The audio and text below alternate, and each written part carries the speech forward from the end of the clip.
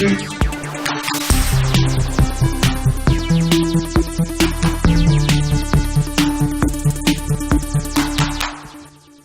up, everyone? Welcome to GameFace 119 on your Friday night. We just got you guys used to doing Friday afternoon, and here we are on Friday evening. This is actually going to be the new time for GameFace, which is actually the old time for GameFace. We did GameFace at 6 o'clock for like the first year and a half or something like that. Yeah, it was later. And we started doing it in the afternoon. Well, Sam, congratulations to him, got himself a full-time job, full-time gig here in L.A., The little man is growing up. Yep, he is. He got a full entertainment job, 9 to 5, so we're going to start doing the show in the evenings. Right now, we're going to stick with Friday. We may start fidgeting with that a little bit now that we're going to do it in the evening. Friday nights, I think, are a pretty good time for people to kick back and watch a video cast, though. Yeah, I mean, I don't know. With our lively social lives, taking out Friday is just, I mean...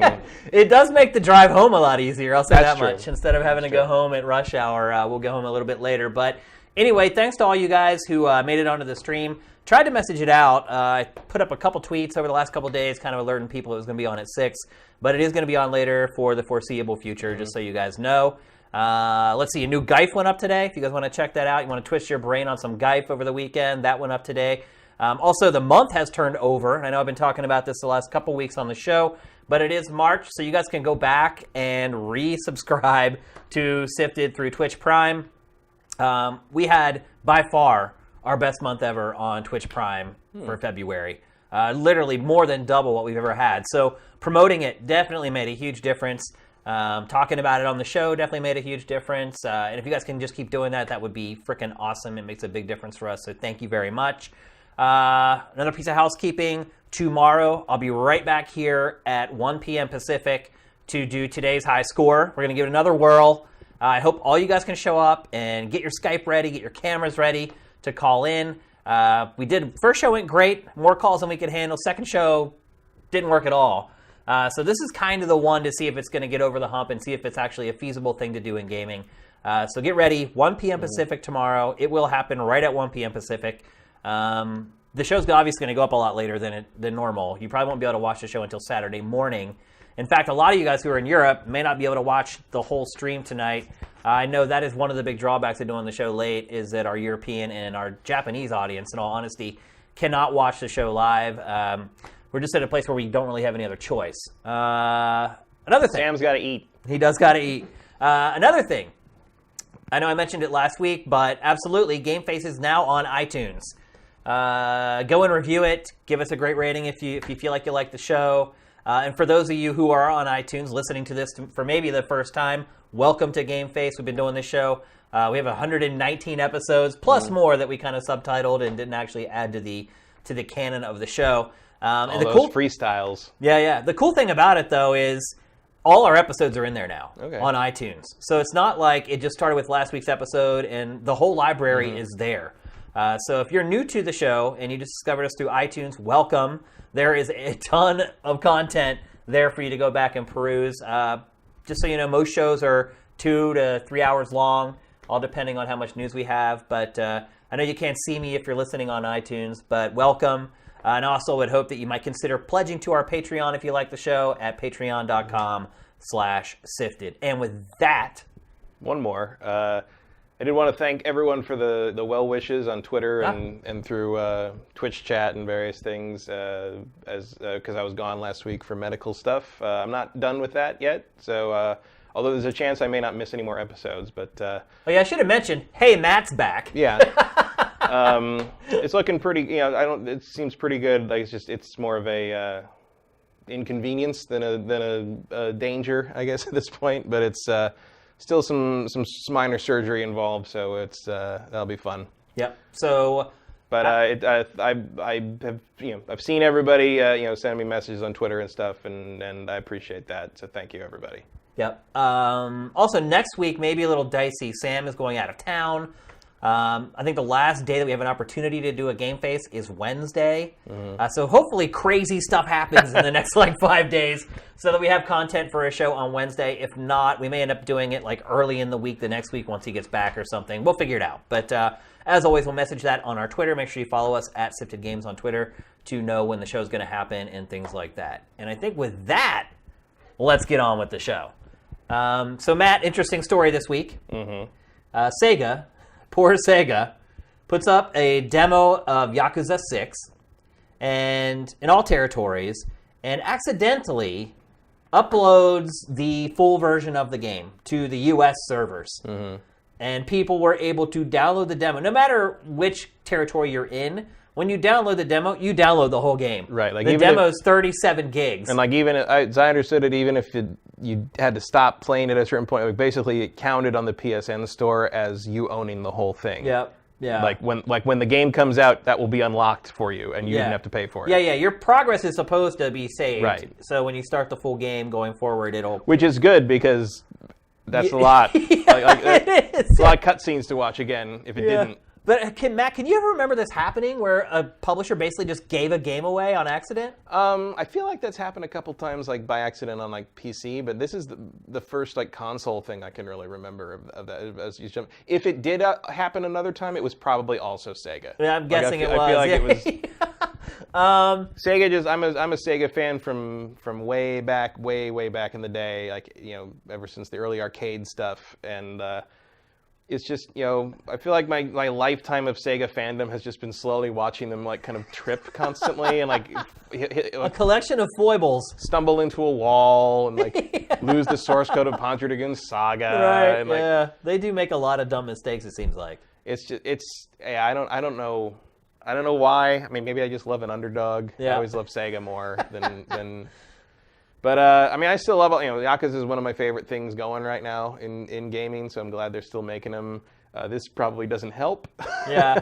Here's a pro tip for you, by the way. If you were one of the people who managed, I think you had like a 4 or 5 hour window. Yeah, it was like most of the afternoon, as I understand. You had a good chance to download it. So if you downloaded it, make sure that you do not go online with your console, because if you don't, then Sega can't zap that demo, and you can literally play the whole game. I don't think they're going to do that, even if. No, they already announced that they are going to do that. Yeah, yesterday they put out a release saying. Well, that's not very nice. Well, they did give away a $60 game. Yeah, but I don't know. It's hard to balance that one. It's like you can't give away that many $60 purchases, but like you're going to piss people off because they thought they got away with something. But I should probably take it away. But if you make sure your console is not connected while you play it, you'll be able to finish the whole game for free. So, pro tip there, you can get around it. But so I was not one of the people who downloaded it in the first 5 hours. I got the legit demo version, although I did end up downloading it from Europe because they had to take the demo down in the US to fix it. And I wanted to get a chance to play the demo before we talked on the show today. So I did go download the demo from Europe, and I played through the whole thing. Maybe we should start with setting up the story. We're seeing a lot of cutscenes here. First of all, I want to say special commendation to this game for handling liquid. Right. I think it's the first time I've ever seen a video game where liquid in a drink actually reacts realistically. Yeah, it's a silly thing to talk about. I think that's very intentional, though. Is because the other games didn't look like that. That's clearly some element of their new engine. But I mean, all the games of this generation. When the developers are brave enough to actually show somebody drinking a substance, it still doesn't look right. They nailed it in this game. And maybe that's because drinking is such a big part of this franchise. I mean, this series has had like whiskey licenses for years. It makes sense that and also like. I don't know if you've noticed recently, maybe Final Fantasy 15 is the most high-profile example of this.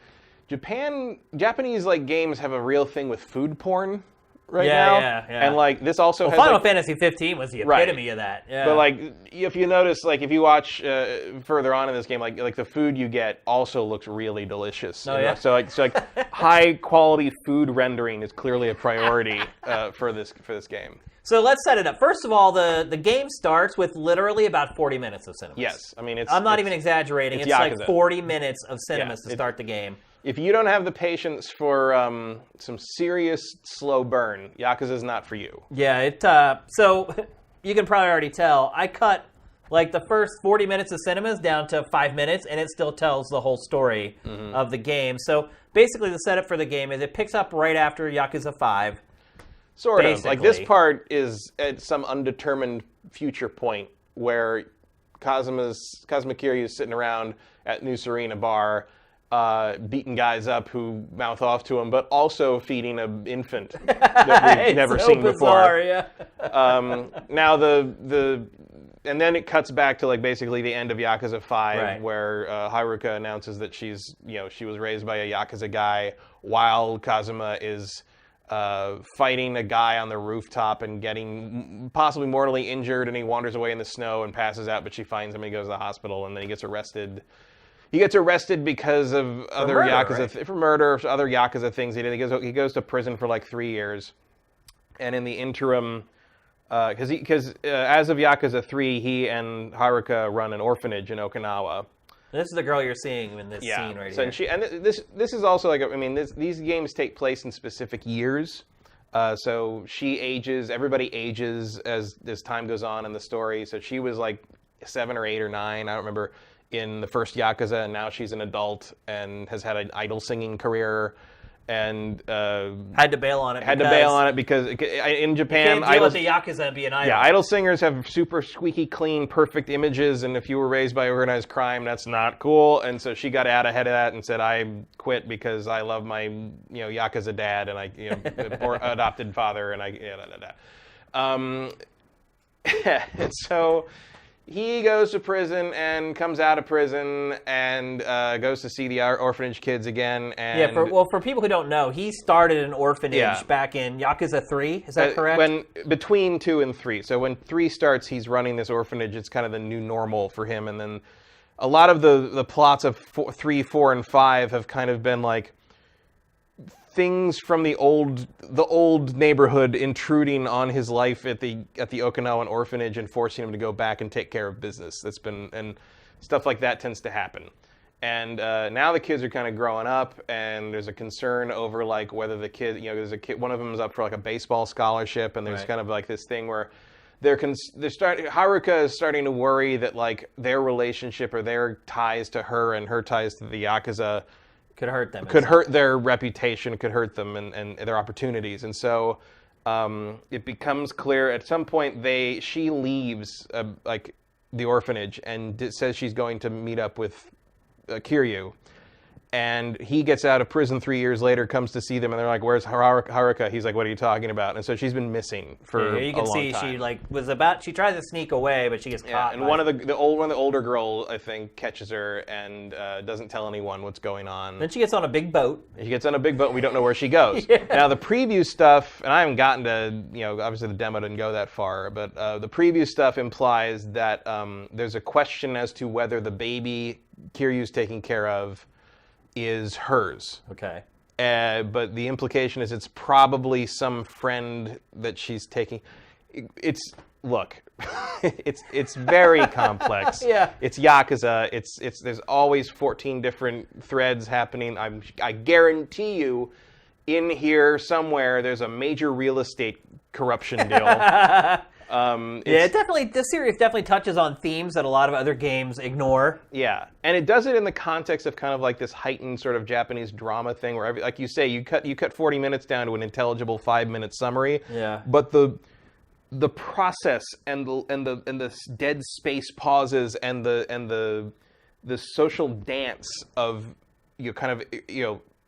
revealing these plot points is sort of part of the thing. And there's so much like cultural baggage under it. It's amazing that it translates to English at all. But like that's what's fascinating about it is like it's this. As someone who watched a lot of like Yakuza movies, Yakuza Papers, Battles Without Honor or Humanity, those things. Those things. The whole thing is fascinating to me in the same way that I guess like kind of the mafia is fascinating to Westerners. Like there's this there's kind of a romance to this like thing that probably doesn't deserve romance to it, but like. That whole thing, and you'll see that if you play Yakuza, there's this kind of like this, what would be considered kind of a conservative or traditionalist viewpoint to it, where like a lot of the solutions to things tend to be adhering to traditional Japanese social values, and it's sort of like if we had an RPG where like the solution to everything was to make everybody act more like Leave It to Beaver. Yeah. Like this. Or Andy Griffith. Yeah. It's sort of and like a big theme tends to be like the changes that Japan and the area in Japan, Kamurocho, which is based on Kabukicho, the red light district in Japan, in Tokyo. In fact, the map of it in the first game is street accurate, to the point that when I was there physically that same year, I was able to find my way around, like to the store. Like the bars were accurate in the game to like what was there in real life.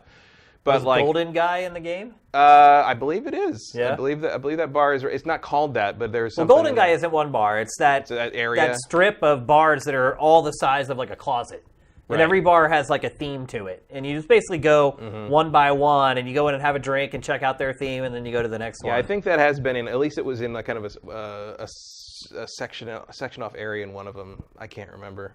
It's fun. Golden Guy's a blast. If you ever go to Tokyo, make sure you go to Golden Guy. You won't forget it. It's where all the gaijin go. Yeah. Well, actually, I guess you do see gaijin there. It's an American kind of tourist trap a little bit, but it is fun. Yeah.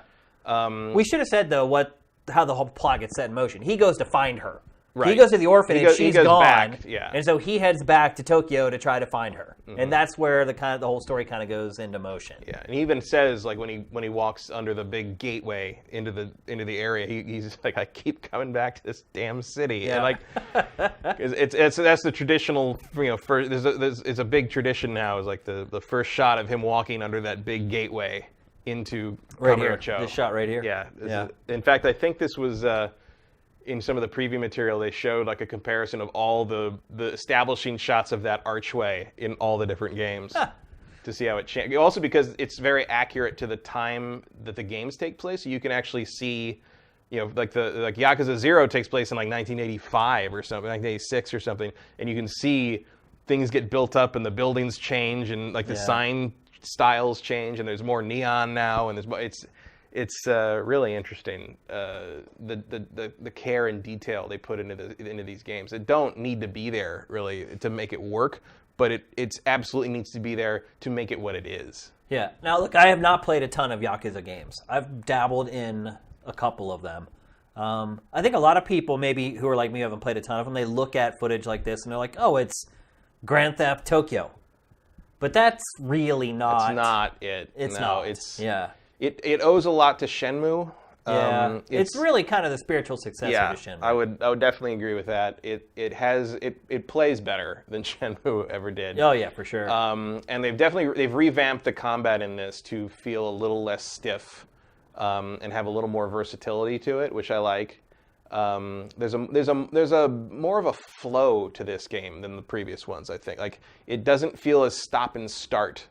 When you're running around town, everything kind of feels like it blends into the different types of gameplay seem to blend into each other better, which is nice. And everything looks really good. It's actually really cool. As someone who has played all the Yakuza games, it is really cool to kind of see these characters come back, like Date and all these old school characters that have been there since Yakuza 1, and see them look this good. Yeah. Because this is the first one built Generation specifically, 8. And there's no PS3 version of this one, and it's not like Yakuza 0 and Yakuza Kiwami were bad-looking games. Yeah. But there's just a step up on this that's really nice to see.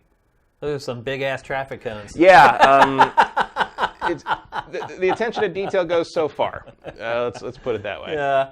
I would say, and again, I have not played a ton of Yakuza games in the past, but I would say the combat in this game still feels a little wonky. It is. There's no way to lock. I mean, there is a lock-on button. It's like R1, but it doesn't really feel like you actually ever lock on to enemies. You do, but like, here's the thing: is like, unless you're doing specific things, generally you don't need to.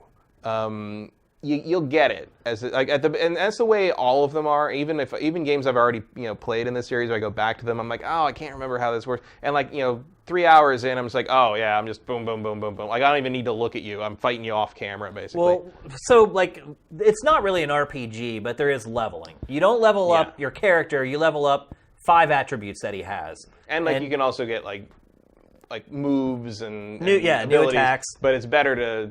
The system they have in place on this one seems like it's better to level up your main stats first. Yep. In fact, I think they tell you that. They do. And one thing I would say is like the first few battles that you're seeing here now, they take quite a while because you're really weak. Mm-hmm. But literally, by the time I finished the demo, I was already kind of OP. Like I got to the point where a couple punches and a kick, and I could take out most of the thugs. Yeah. That's basic. That's kind of traditional here, in that like you should be. That's kind of how you know you're doing okay and upgrading properly. Is you should be able to take care of random street fights real easy, and kind of you should be able to style a little bit. You should be able to be like, oh, I decided I want to beat the last guy by beating him over the head with a bicycle. Yeah. There is a big component of that is picking up pretty much anything and using it as a melee weapon. And then you can't see it because of our graphics, but there's a meter on the bottom of the screen. When that fills up, you can basically finish enemies. You get into almost this rage mode. You probably know there's probably a term for it. That's the heat mode. Heat mode. And it works differently in there. Like you can see up in the corner, it's the dragon thing kind of like wrapped around the 3 balls. Yeah. So previously it was just like an orange bar.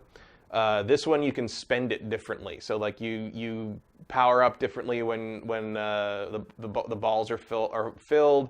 You can use it as heat actions, which are like kind of where you grab a guy or you pick up an item and the triangle button gets highlighted and you hit the triangle button, you use up an orb and do a special kind of finisher to him, which is usually obscenely violent. You're seeing it right now. Yeah. All of the heat actions in Yakuza are you're basically killing the man. Like it's no way around it. But and then there's a new mode where you can you can burn the whole thing and activate kind of like a super powered mode where your punches hit harder and you can do like a super combo kind of thing. I haven't delved into that too much because that's new and I don't really understand how it works properly yet. A lot like Shenmue, there are a lot of QTEs in this game. Yes. There's lots of prompts where even in combat, where you have to tap the right button at the right time.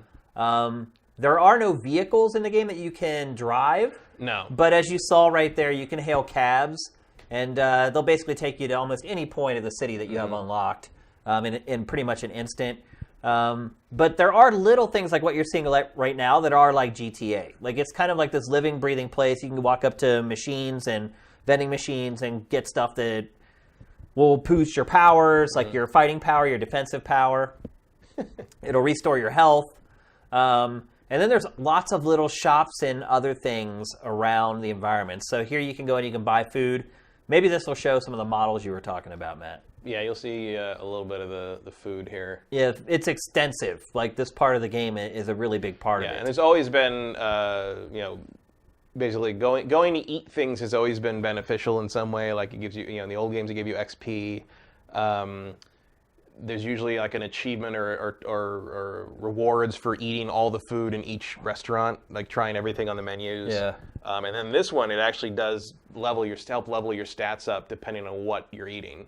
Like that cafe au lait you drank out of the vending machine leveled up one of your stats by 1. Yeah, it actually will level up your stats permanently. Well, it gives you like XP for that stat, and then you can spend it to level things.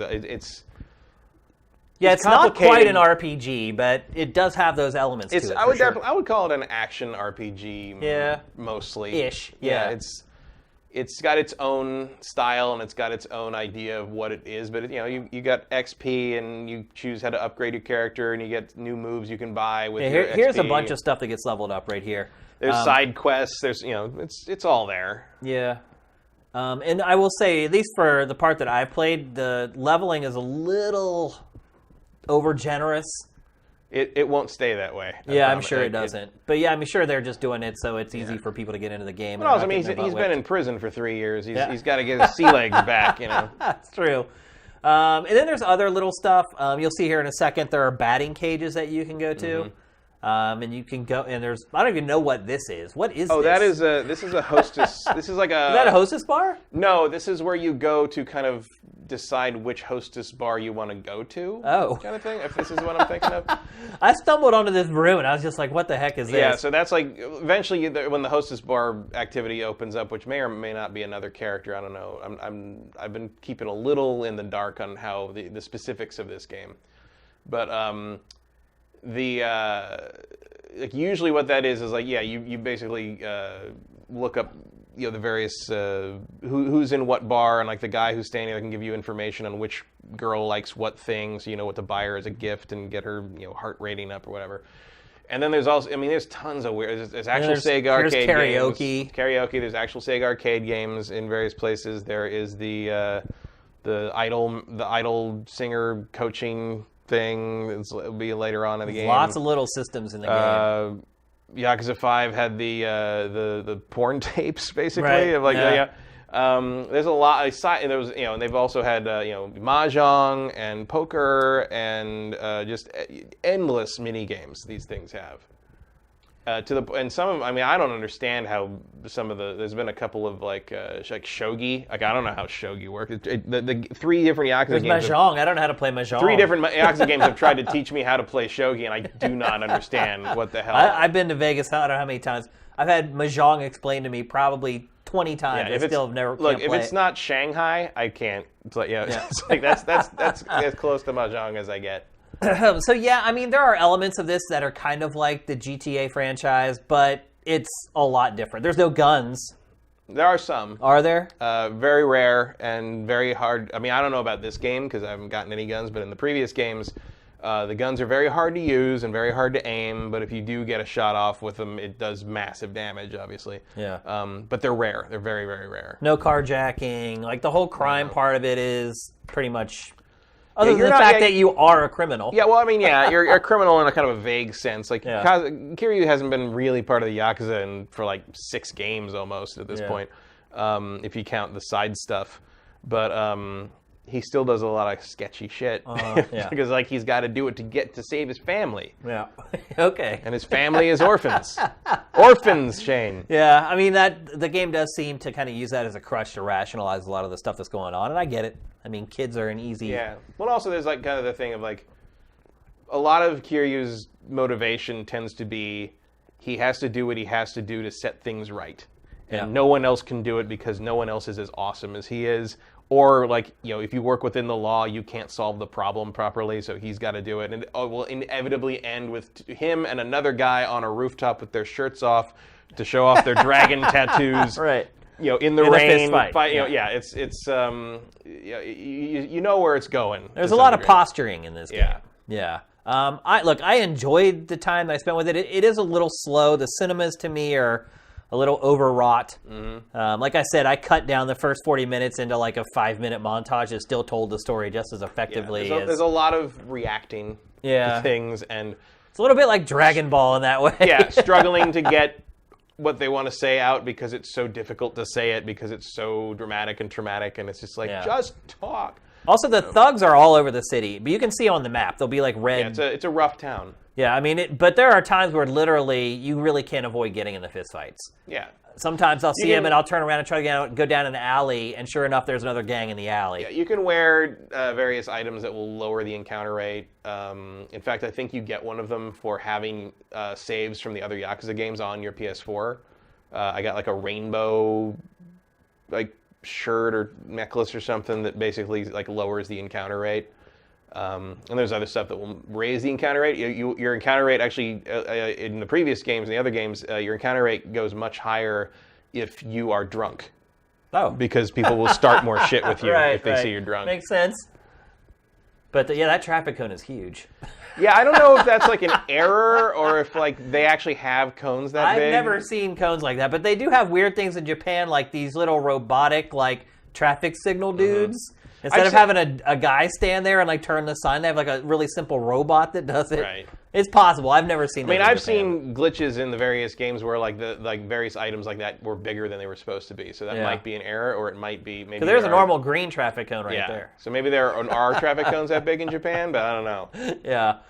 So, look, I enjoyed my time with the demo. Both you and I have final review code now. Mm-hmm. So we'll probably come back after we've played more of the game and talk about it again on a later episode. Yeah, whenever that's allowed. I didn't even look at the embargo yet. In fact, I haven't even downloaded the full version I think it's like the 17th or something like that. Okay. I don't know. We have plenty of time. The game didn't come out till the 21st or right. something. And obviously with a game this big, you probably need that amount of time to play it. So we probably won't get back to this game until the end of the month, I'm guessing, somewhere around there. Which is about, like, look, that's about the right amount of time to give somebody time to review it. Yeah, absolutely. It's good that they sent code for this out as early as they did because this thing is a beast. Yep. So Matt and I are both on it. We'll hook you guys up whenever we are able to spill more information. But for now, the demo's still up. So, like my impression of it is, as a fan, is very positive. I think they've moved in a good direction. They've refined what they needed to refine. It still feels like Yakuza, warts and all in some cases. Yeah.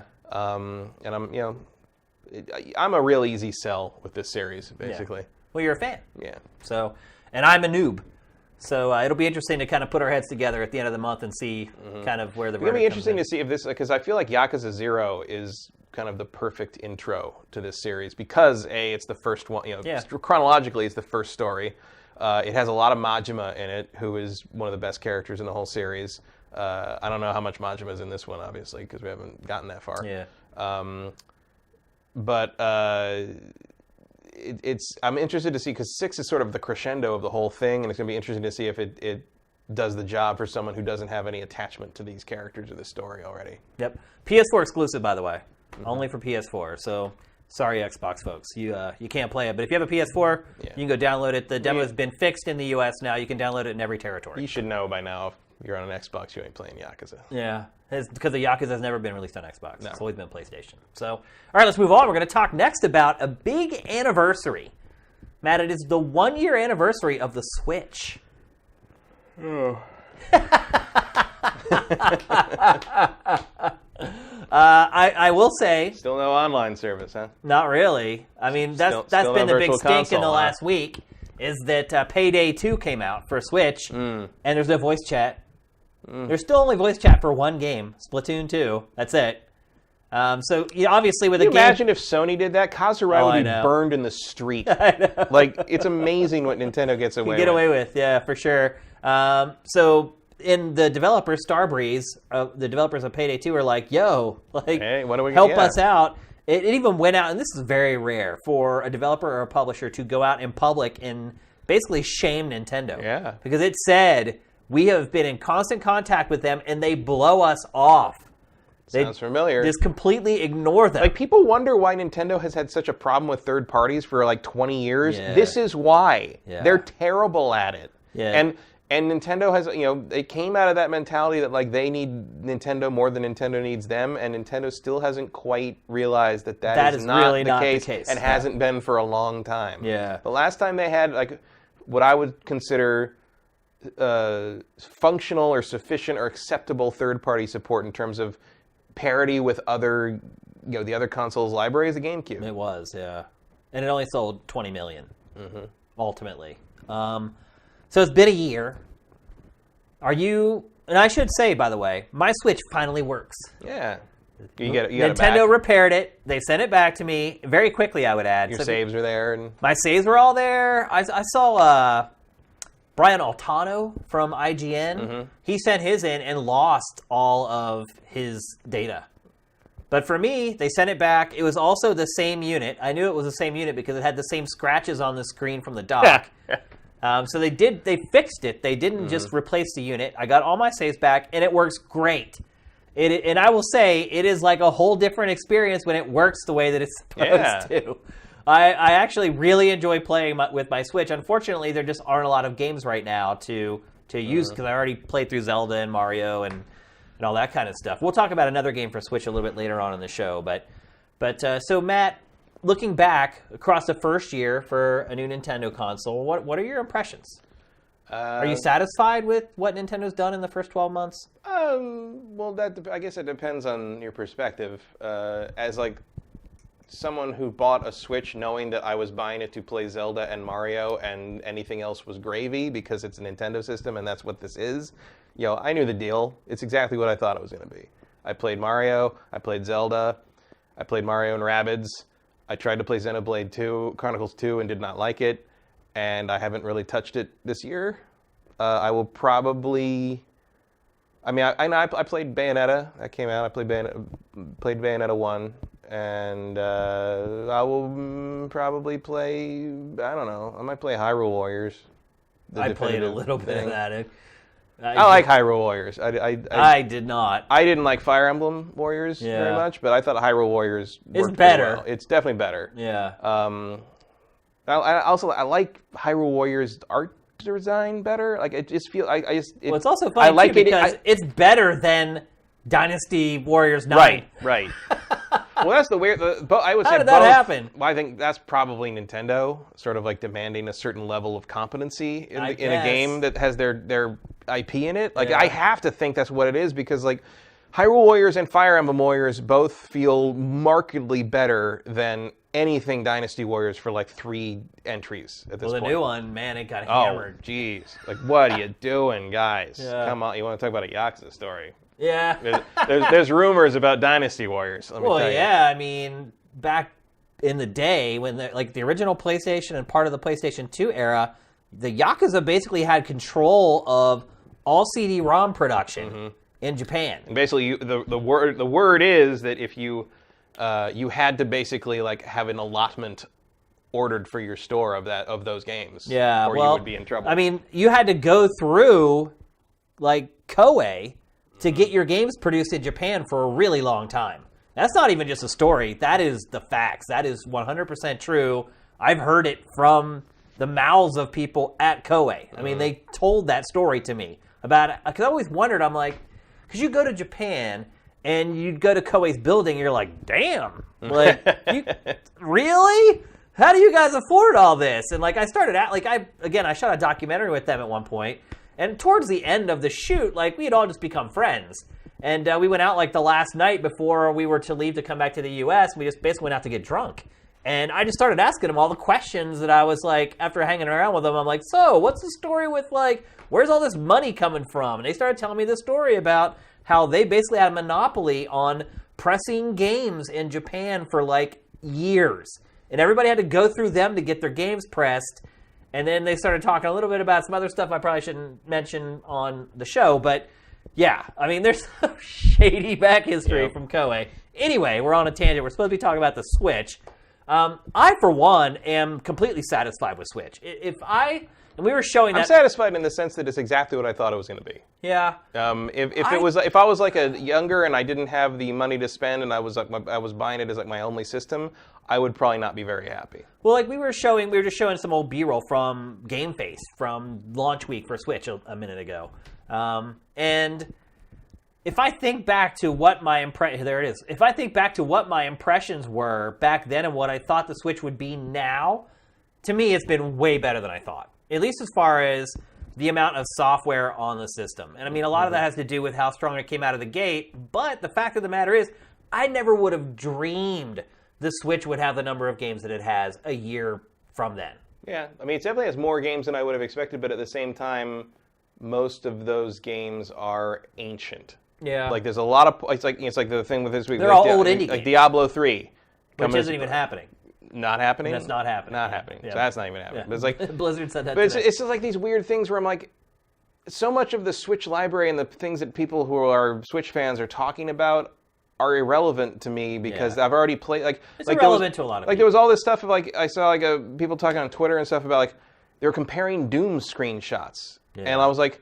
I couldn't figure out what it's like. Oh, there's a new version of Doom. Like, and they weren't even calling it Switch; they were just calling it Doom. And it's like that's how focused they were on like just Switch versions of things. Was they didn't feel the need to say what they were talking about. And I'm like, are you really at the point where you're sitting here comparing like maybe this is slightly less shitty looking after they upgrade this on this incredibly underpowered system on this like 2-year-old game that everyone else has already freaking played?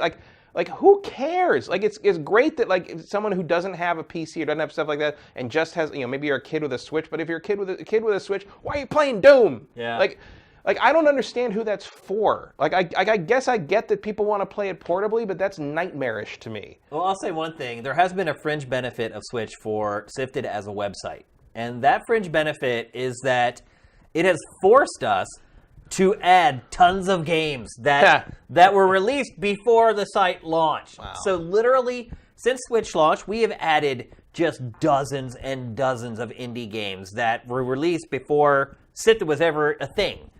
So there's been a fringe benefit, but it also pounds the point home that the vast majority of Switch software is stuff that people played eons ago. I mean, some of these games are like mobile games from like 2014. That they're charging like $20 for now. Yeah, and you go and you look on Steam, and those games were released like in 2015, like February 2015, and now it's coming out in 2018 for Switch. Like, look, you're absolutely right. There's a lot of filler in the Switch library, but the bottom line is, if you were a Nintendo fan and only had the Wii U, God bless you if that's the case. If you only had the Wii U, all this stuff is new to you. And these are, and a lot of them are great games. I mean, there's a lot of great indie games that are available on Switch. The fact of the matter is, we've already played them, right? And I also, or we already bought them for like $1 in like a Humble Bundle, and like, yeah. And they're on a PC, and I can play them in way better resolution, and a lot of times better performance than I can on a Switch. And why would look? I'm not a handheld person. Like playing something. To me, playing something on a smaller screen with a cramped that's an inferior way to experience a game. I only play handheld stuff if it's not available on anything else. I have found the Switch to be a compromise system because it's portability. So back when Xbox One first launched, I really liked the ability to put a picture-in-picture and play a game while something else was on the TV. Like I know that's a feature a lot of people probably didn't use. I loved it. Like I could sit and have like football on really small while I played a game, or I could flip it and have the game smaller and football full screen. I really like that feature. And the one thing that the Switch does is it gives you the opportunity to kind of have that second screen experience in your living room. Like I can sit on the couch and play a game on my Switch while I've got hockey on, or while my wife wants to watch something else on the TV, I can still play games. And I don't have a crazy commute anymore where I have to take a train or a bus or anything to work. So I kind of miss out on that part of it. I don't travel as much, period, as I used to for my job. So I agree with you. In a lot of ways, the portability thing isn't that much of a bonus for me. But I could see, because of things I've done in my prior life, I can see where it is a huge thing for a lot of people. I also don't consider it particularly portable. Like, it's too big. It doesn't fit in your pocket. Well, I have a Switch case that I got for Christmas, and it's like huge. I have a case that came with the Zelda, and like it looks like the Sheikah Slate, and it's cool. But like it's gigantic, and there's been a couple times when I've gone places, like on a trip or something, I'm like, oh, maybe I could bring the Switch, and like I could finally play something handheld. And I hit the two big walls of that for me are A, I don't have room in my damn bag for something that size, and B, I'm just gonna wait till I get home and play it in a superior form. Yeah. Like I'm gonna play it, and and granted, sometimes that's not superior form necessarily because it runs worse, or the higher resolution tanks the performance or whatever. Honestly, like if and I know it's anathema to the name of the system. If Nintendo made like a Switch Pro that was like not portable, but like instead of the money spent on the screen, because the cost of the unit comes with the screen. Because that touch screens just cost a certain amount, and that's why the Wii U never really dropped in price either.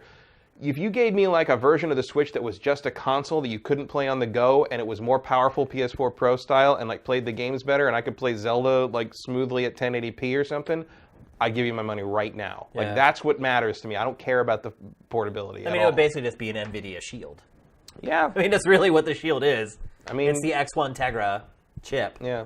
And Nintendo already went on the record this week saying that there will be no hardware revisions for this year. Well, they don't need to.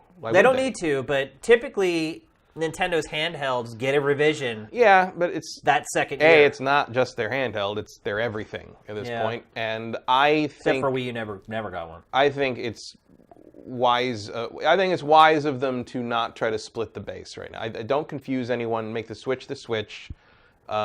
Just have the Switch be the one thing you buy. You don't have to decide between. I think that's smart. I think they're doing the right thing there. You don't need to revise anything yet. And look, I'm also impressed that Nintendo managed to get Zelda and Mario out in the same year. Has that ever happened? A 3D Mario and a 3D Zelda in the same year? 2002 or Mario Sunshine and Wind Waker both came out in the same year. Okay, so that's not a first. It happens about every 15 years. Yeah, and we just hit the sweet spot. But, I mean, even if you just look at Nintendo's first-party output, it's been pretty darn good. I mean... I really like Splatoon 2. I still play Splatoon 2. That's also not a new thing with Nintendo. Like, the first-party stuff is always good. Like, that's been the Nintendo system for me since the Nintendo 64. It sits there, and once a quarter, Nintendo puts something worth playing on it, and I play it. And that's it. Like, that's the end of it. Yeah. Like, that's what Nintendo systems are to me. And, like, that's fine. Like, I don't expect them to be more than that. I don't expect the Switch to be more than that, and it hasn't been, and that's fine. What do you think is going to happen going forward? I think the sales are going to slow down, but not stop. I mean, it's still going to sell well.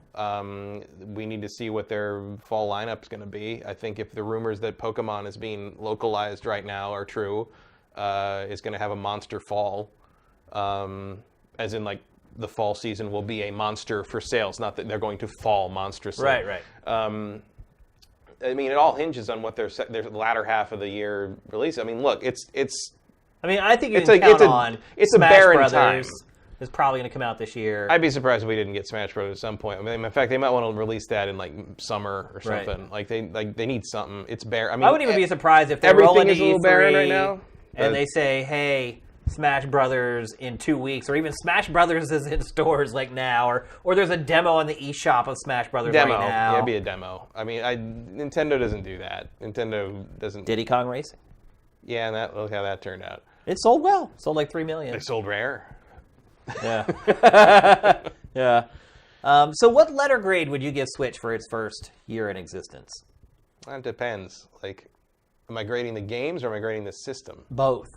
Just the whole experience. The whole Switch experience. I give it like an A- for games. Like the 2 games I bought it for, Zelda and Mario, and they both were great to good. Yeah. I wasn't as excited about Mario, but I didn't expect to like Mario as much as Zelda because I don't like Mario as much as Zelda. So that's not a surprise.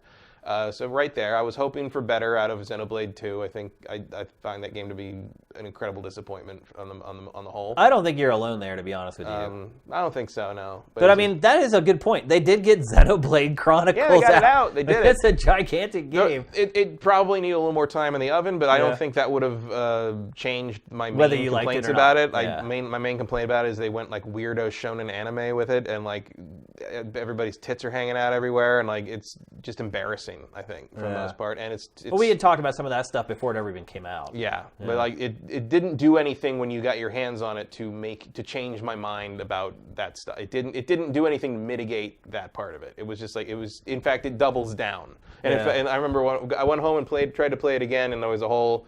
After we talked about it on the show, and I was like, I'll give it more shot. I'll keep going, and I immediately ran into a cutscene where like the weirdo, creepy comic relief potato bird kid guy tried to teach the main girl like how to be flirty and behave blushy crushy, and I'm like, this is the most embarrassing thing I've ever seen in a fucking video game, and I've played hentai games. Okay, like this is way beyond, and like that was basically the end of Xenoblade Chronicles 2 for me. Like the other 2 games are. But still, I mean, they did get that game out as well within the first year. I mean, look, it's not their fault. Well, it is their fault. I didn't like it because they made horrible decisions. But in terms of like filling the schedule, yeah, sometimes you're not going to like everything. Like it's not their fault that I didn't like their game. But they got it out. There was something to play. There was something to look at. Something big to play too. It's a huge game. I mean, I think between as far as they a year had Zelda and then they got Mario Rabbids, which was not it's not a Game of the Year candidate, but I enjoyed it. Yeah. It was fun. Splatoon 2 and Splatoon 2 and that's a good year of exclusive games for a Nintendo console. 2017 was a solid release, and I think they're going to struggle like coming close to that this year because they blew some big guns last year. Yeah.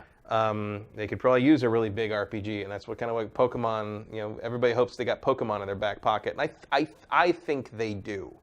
I think do too, they probably absolutely, do. Yeah.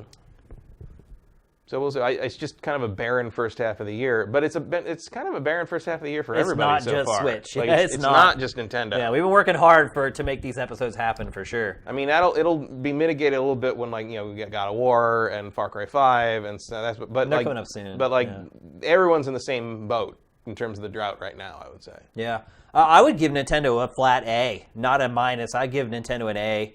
Not only what we talked about, one of the best years for first-party software from Nintendo ever, in my opinion. That's really hard to refute.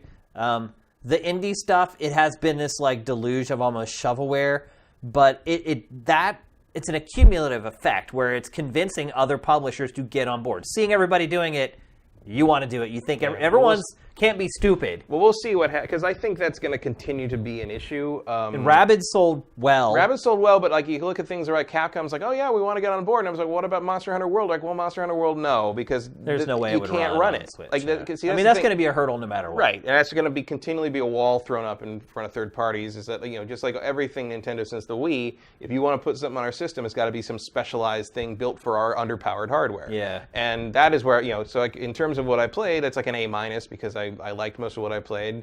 In terms of the actual system, I give it a C. Yeah, I mean, obviously, I had problems with mine since launch. Right. I mean, I just finally got it working the way it's supposed to work. So maybe I'm not the best person to talk about the hardware specifically because I had a broken unit for 10 months or whatever. But the other thing that's impressed me about Nintendo and how it's handled the Switch, its marketing, I thought has been really smart. how it's targeted its marketing has been really smart. You can't argue with that. It's just the sales speak for themselves. Yeah, and the way Nintendo has handled supply chain. Yeah, they've definitely tremendously improved their supply chain. If you think back to like the Wii, like I remember when the Wii launched, and it was basically the same phenomenon. You just couldn't find them anywhere. Yeah. Like we literally had to reach out to Nintendo at game trailers and ask them to buy them directly from them. Mm-hmm. And we did, and we made a huge mistake. We bought like 5 of them.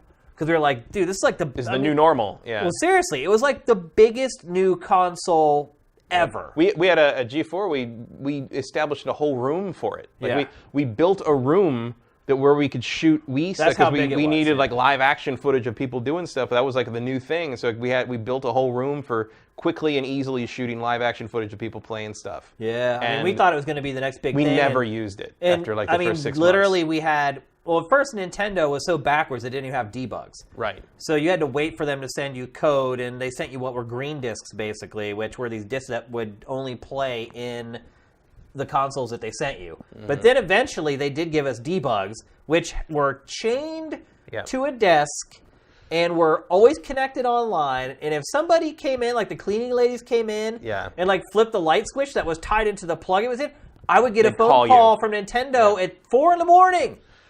Shane Satterfield, your Wii has been disconnected at your office, and I'm just like, bro, who cares? It's 4 a.m. But we ended up having like 5 Wiis, and literally, we ended up using like 1 of them. Like we basically just wasted money on 4 of them because it died so fast. Yeah. Well, I remember once the power and third parties never power went code. out at G4, like the whole building, the whole E building, like the power went out, and the backup generators kick in, so the live production didn't stop. So like the channel didn't go down, but the office part of the building was dark. And Nintendo calls because the Wii's and our editorial guy's like the whole building's dark, like the whole. And they're like, could you send us like proof that is what happened? And we're like, no. Call the electric company. How you want me to? You want me to like well, we can't get our email right now because the servers are dead. Like how do you? They literally came in with a drill. Went underneath our desk, drilled holes in the bottom of the desk, and installed like this crazy bolt locking system with a chain. Mm-hmm. We basically had to send photos of the office dark.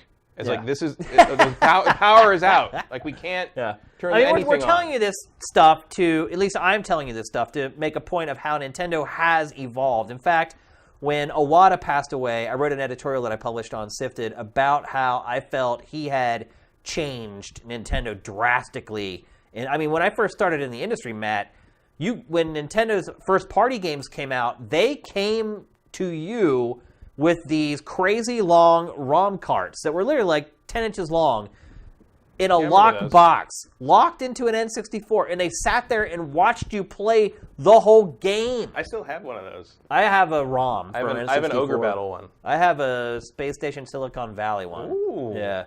But that's a huge change. But still, it's like they're just inching along and seeing what's going on with like voice chat for online play. Like they still have a way to go. But the whole online thing launching a year and a half after the system comes out. Crazy. I mean, if you want proof that they rushed this thing to take the place of the Wii U, I still believe this thing was going to be the next handheld.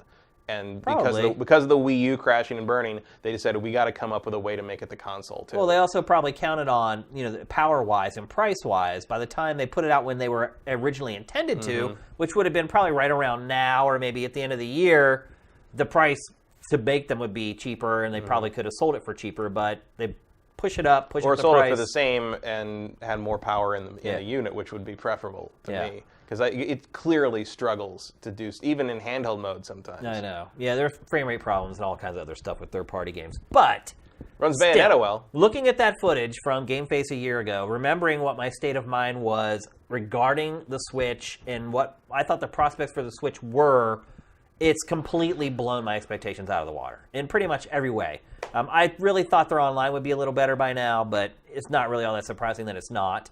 But for me, I'm really impressed with what Nintendo's done. Again, the supply chain stuff has been great. I saw Switches in stores all through the holidays, and I was all over the East Coast. I was in Pennsylvania, Virginia, West Virginia, Western Pennsylvania, and I saw them everywhere. So Nintendo's done a good job getting the supply to the places where it needs to get it to. There was never really a crazy drought like there was with the Wii.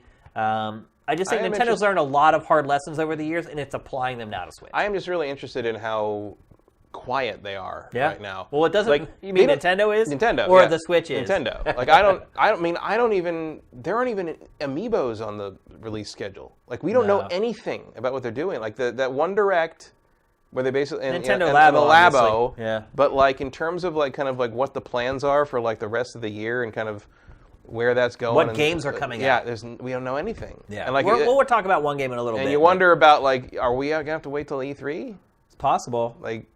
Is there going to be an April Direct? But again, they're not alone. I mean, the whole industry is really quiet right now for whatever reason. Yeah, but it's about to kick up again. Yeah. And like we have had some stuff. We still had Monster Hunter World. We still have Yakuza 6 coming around the corner. It hasn't been totally dead. It's weird. The weirdest thing to me is that they finally ironed out their supply chain problems, and now they have no amiibos to put in it. Yeah. They have no games to put it. It's so weird. No product. Yeah. Yeah. But anyway, I think between the two of us, though, we still cumulatively gave Nintendo a pretty good review for Switch. Yeah, I mean, it's exactly what I expected it to be. I mean, it's selling better than I thought it would. Although it's not selling... You thought there would be this many games for it, even though a lot of them are just indie whatever? I guess the answer to that is I don't care. Yeah. Like, it doesn't matter to me one way or the other. Yeah. Like, I mean, okay, great. Like, another copy of Binding of Isaac. Like, I don't... Yeah. I have the same reaction to that as I do to everything else. It's like... But, I mean, I said all year I didn't think Mario would make it out last year, and it did. We had that argument already. Yeah. Like I knew it was coming. If Mario didn't make it out, that was the end of it.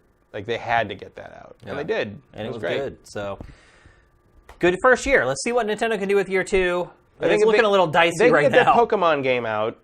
I think they're good. They'll print money. They're sitting pretty. You get Pokemon and you get a full-fledged Smash Brothers port with some new characters in it. And I think you got a pretty good latter half. Yeah. Like even just with those two. I mean, obviously there'll be other things. There'll be littler things. I would like to see a lot of third-party announcements at E3. I'd like to see some third-party announcements that are not games that I played 3 years ago. That's what I meant. Like we need original content, like what Ubisoft did with Right. Rabbids. Yeah. Right. But I would be surprised if Ubisoft didn't have another weird thing up its sleeve for the Switch. Absolutely. Ubisoft seems to be very good at that. Yep. All right, so let's move on. We're going to talk next about an announcement that Sony made this week. First of all, this week, obviously, it's the beginning of the month, so we got the announcements of the free games with Gold and the PlayStation Plus free games for the month. I think people were shocked to see Bloodborne was one of the free PlayStation Plus games. They knew they had some bad news, so they gave us some good shit. That's exactly what happened. It was the whole, like, look over here, the sleight of hand. Bloodborne! Yeah. Forget about this little press release we're going to put out. What was the other one? There's another good one. I don't remember. It's in the B-roll that we put together for this topic. But so they announced Bloodborne for free, which is huge, which also leads me to believe that maybe at E3 we get Bloodborne 2 announced or something. So everyone was like, oh my god, like this is like the best ever PlayStation Plus free game. Agreed. I think we both agree with that. And then the next day, Sony announces, oh, by the way, we're removing PlayStation 3 and Vita from PlayStation Plus free games. Isn't that like a year from now, though? Yeah, it's like this whole year they're going to keep doing it, and then literally like the beginning of next year. So it's like 10 months or whatever. Yeah, I mean, that's a pretty... I mean, the idea that anyone's even noticed that the Vita is still around is kind of amazing. The only reason I even noticed that the Vita is still around is because of the PlayStation Plus free games, though. Like, I don't even know where you would go to buy a Vita game. I don't think you can buy them at retail anymore. I haven't seen one in forever, no. I mean, I guess Amazon probably has some. I mean, obviously you can go to PSN and you can buy them digitally, right, but I don't know where you would buy a boxed Vita game at this point. And therefore, you can, if you're paying attention, I bet you could get them, like, pre-order them at GameStop or whatever. Like, I'm sure. You think? Maybe? I don't know. Do they carry them anymore? Maybe on Amazon. I don't know. But that's pretty much the only way I ever add to my collection of Vita games is through PlayStation Plus. PS3, whatever. There are really no games left that they could make available for the PS3 that isn't available for PS4. The systems are done, especially a year from now. I mean, that's a pretty good run. Yeah, it is. Especially considering, one, how poorly the Vita did the whole time, and two, how poorly the PS3 did out of the gate. Right. And I mean, at this point, like, so when they shut this thing down, the PlayStation 3 will be what? 12 and a half years old almost. Came out at the end of Almost 2006. 13 years old. Yeah. That's pretty crazy. Wow. I can't believe PS3's that old. Yeah. Wow. That's pretty mind-blowing, to me anyway. I mean, that thing came out at the same time as the Wii. Yeah. That's a pretty good length of support right Yeah, there. you got to hand it to him there. I mean, and to keep supporting it with free games. And so the first episode of today's High Score, one of the topics we discussed was PlayStation Plus and Xbox Live Games with Gold. And I asked the viewers, do you care about these anymore? And this was before Bloodborne was announced. And a lot of people are just like, no, it's a lot of the games I have already. It just seems like they're shoveling junk that nobody wants into these programs.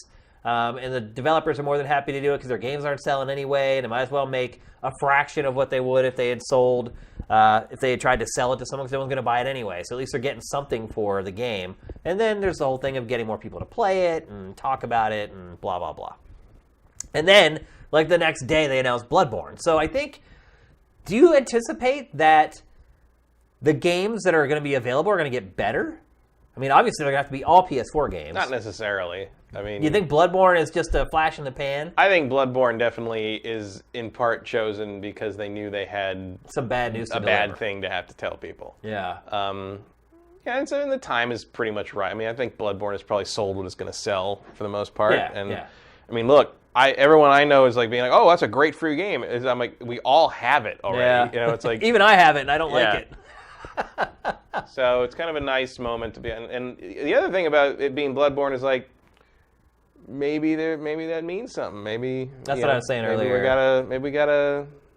We want to lay the groundwork for another From Software announcement. Well, there's that From Software game that's been floating out whatever there that for thing is from the whatever Game it is. Awards. Yeah. So maybe you're right. Maybe that is just buttering, Spread the word a little greasing bit. the wheels a little Yeah. bit for the franchise, for the IP. But so you have no problem with them taking away Vita and PS3? Because look, there are still a lot of people out Man, there you could take away, who are literally playing PS3 and Vita. Yeah, well, this shit only goes so far, man. I mean, look. Yeah, where do you draw the line? You could literally take my Vita away physically, and I would not notice for months. Yeah, probably. 'Cause I haven't even seen mine with my own two eyes. And I don't know where mine is. As a matter of fact, Actually, I don't know where mine is either. I moved in November. 3 days ago, I found my Vita games. Wow. I had the cases. The cases were in the same box with all the other games, but I found the little the travel case where I actually had all the cartridges, the little chips in it. I'm like, oh, these things. I still have great. So I know where they are, and that's cool. I don't know where the system is. It's somewhere. I'll find it later. But the Vita is not a thing. I mean, the thing is I was actually talking about this yesterday, I think, with some friends of mine. We were talking about kind of stores going more digital as, and we'll get into the ESRB thing later. Yeah.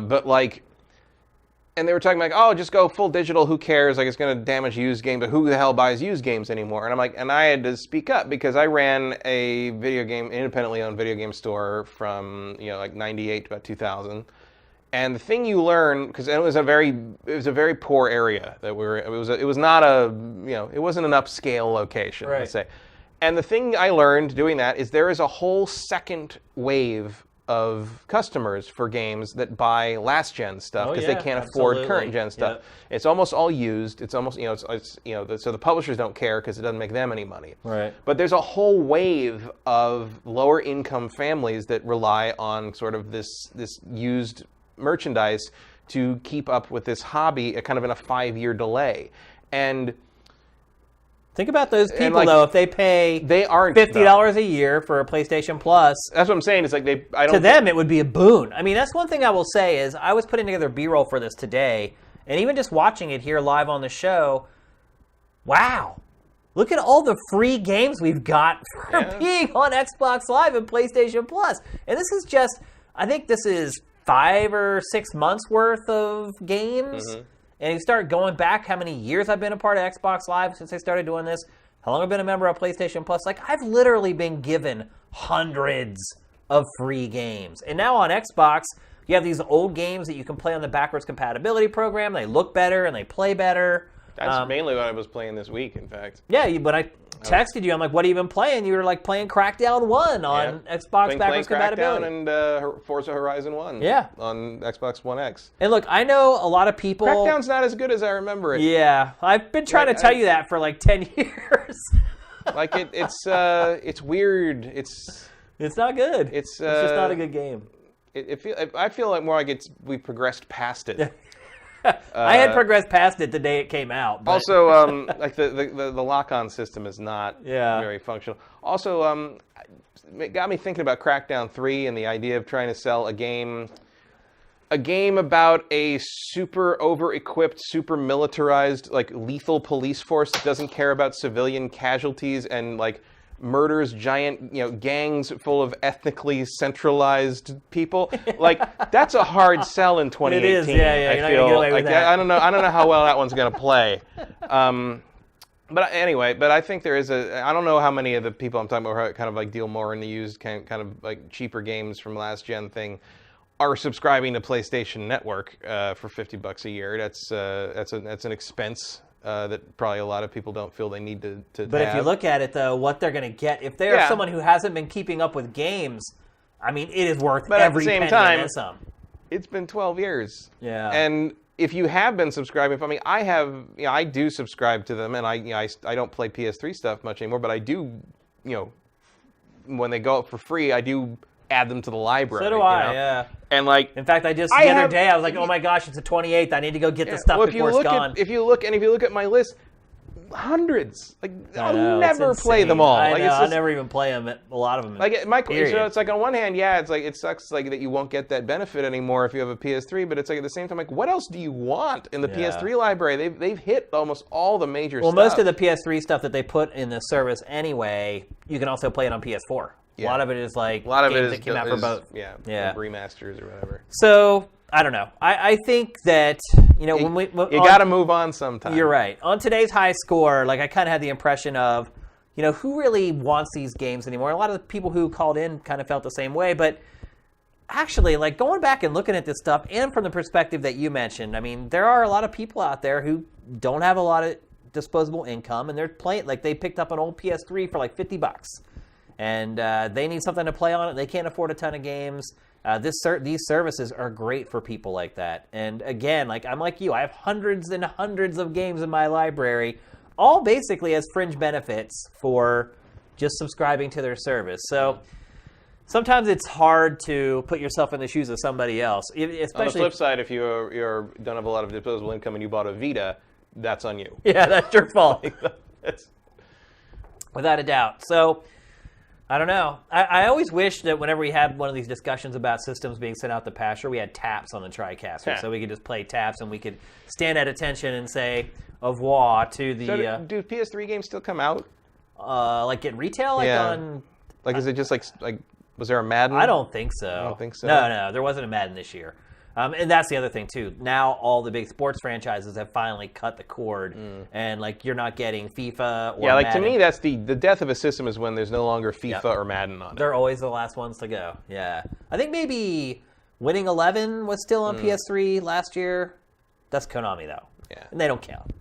I mean, that's a long... When you talk about logic, Konami does not count. Yeah, that's a long time. I mean, think about it. Like, it's the equivalent of like when the PS3 came out. It's the equivalent of still supporting a system from 1994. Yeah. It'd be like if they were still making Sega CD games. Well, it's like my little sister. She uses a PS3 as her entertainment hub. Well, it's a great Blu-ray player. Right. It's a great Blu-ray player. It still has all the apps on it. You can use Netflix, Amazon, Roku. All that stuff is on there.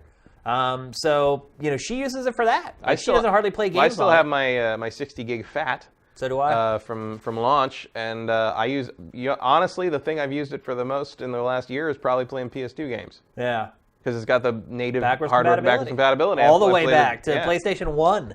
Well, all of them do that. That's easy. But only that first wave of 60 gigs have the Emotion Engine chip in it. Right. So everything else is software for the PS2. Right, so it's only like what it supports. But that 60 gig FAT literally has a PS2 in it. And you can play anything on it, and it's great. Last time I played it, I played like Wheel of Fortune. And we had people over, and they were looking through all my games, just hundreds and hundreds of games, and they pointed out Wheel of Fortune for the PlayStation 2, and I was like, you know what? We can play that. All right, you can do that. I played. It actually did not work properly. Like the cinemas, like we're skipping all over, and I went through a little kind of retro PS2 phase in like December, and I played through Blood Will Tell, and Shadow of Rome. Oh wow! And Bujin Gai. Jeez. I don't know. I don't know what gripped me on that one. Either. Someone must have drugged you. I was just like, I want to play a bunch of hack and slash Japanese action games no one's ever heard of. That was my my MO on that one, I guess. But it's crazy. So when systems get sent out to pasture, we have to. There's a breaking point where a system becomes retro on Sifted. So in our admin, when I decide that a system should be classified as retro, I have to talk to Brent, and then anything that's tagged to that console instantly also gets tagged to our retro channel. So do you think it's time for... Well, maybe a year from now, yeah. You think it's time for the 360, the PS3, and the Vita to be added to the retro? Vita, definitely. I think the Vita, I mean, come on. Senran Kagura does not a system library make. I could argue, though, that the Vita is still the most advanced like gaming handheld ever still. Maybe. I mean, I think Switch is more powerful than it, but I think the Vita has more features than the Switch. Definitely got a better screen. Yeah. I mean, it's kind of crazy to think about. Yeah. But yeah, it's a beautiful piece of hardware. Sony just didn't know what to do with it. Yeah. It's true. Well, no one did. It just... I mean, it says something that my most played Vita game is probably Ninja Gaiden Black. Yeah.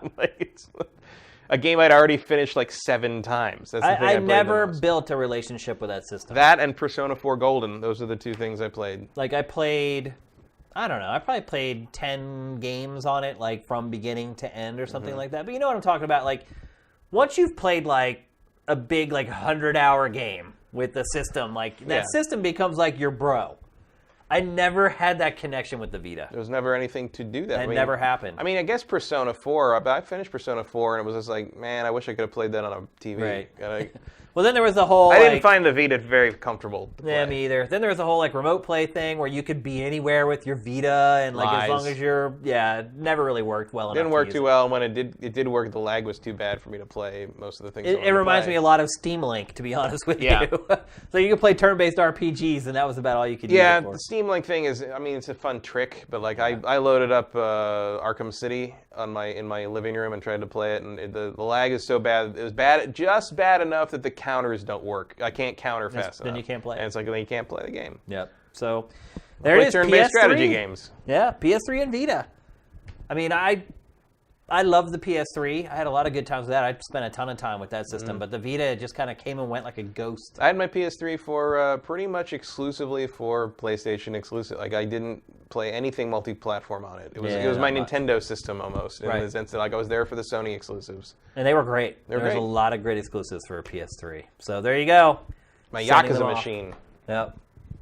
Respect. All right, let's move on. We're going to talk next about the next Battlefield.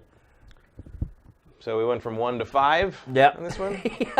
Well, when the story first broke, VentureBeat actually broke the story. So we went Battlefield 3, Battlefield 4, Battlefield 1, Battlefield 5. Battlefield 5, yeah. Even though it's the 6th. It's actually Battlefield V. It's not even like the numeric 5. Oh, so V for victory. Yeah, when the, I guess so. When the story broke, VentureBeat broke the story, which I've never seen VentureBeat break anything. V for really. VentureBeat. V for VentureBeat. They said it was Battlefield 2. And I was like, no. We did that already. I'm so sick of these publishers naming games the same. It's like, it's a database nightmare. Not even DICE. Yeah. Battlefront. It's like, yeah. Now you got to be like, Battlefront 2, Battlefront 2 Classic. Battlefront 2. Yeah, it's like, so what we have to do in our database is we have to go back to the old Battlefield, or at least that's what we did at first. It had Battlefield 2005 or whatever. Was that the year it came out? I think it was. And then they updated the story and said, oh, actually, it's called Battlefield 5. Battlefield 2 is what it's called internally. So it's Battlefield 5. It's going to World War II. It's called Battlefield also. Right. It's Battlefield 5 going back to World War II. How do you feel about that, Matt? I mean, we just got Call of Duty World War II. We just got Battlefield 1, which was in World War I.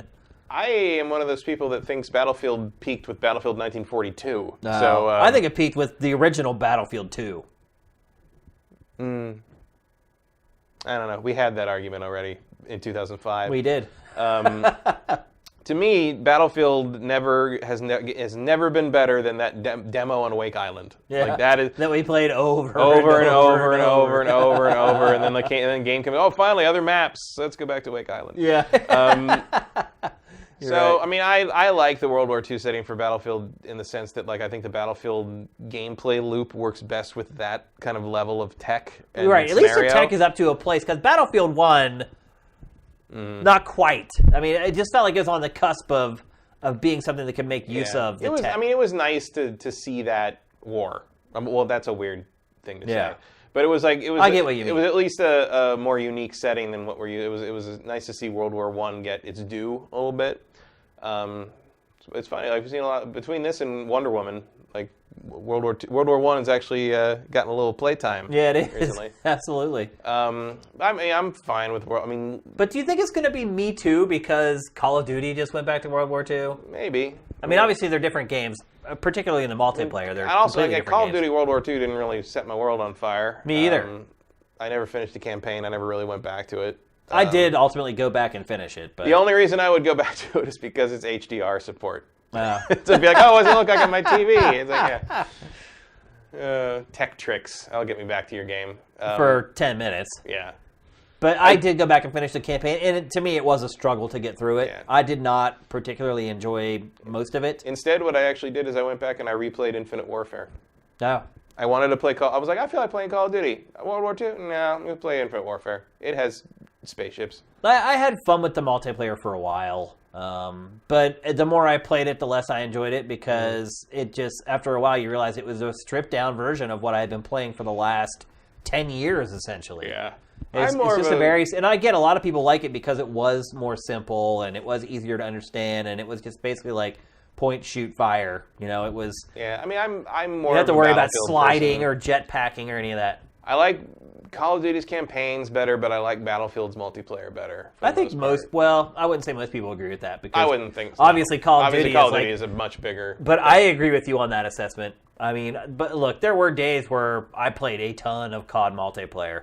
But after you've really kind of got into a couple of those games for like a whole year's amount of time, like, I don't know. I can't play it that long anymore. Even when they changed it and kind of stripped it down for this game, like, it's still, I just got to a point where, like, I'm doing the same thing over and over again. I'm never going to be that good at this. I think I've also reached that point where my reflexes and everything, I just am to the point where I'm never going to get better at it. I'm only going to get worse. And I'm a really competitive person. Like, I hate to lose, or I hate to get my ass kicked at anything. And it's honestly made it hard for me to play the game. Like, these kids are so good, and like... Oh, how did you live through that? Live through what? Well, somebody caught you completely flat-footed while reloading, and they didn't kill you. It's COD, brah. Actually, in this one, like, it only takes a couple bullets to drop you, but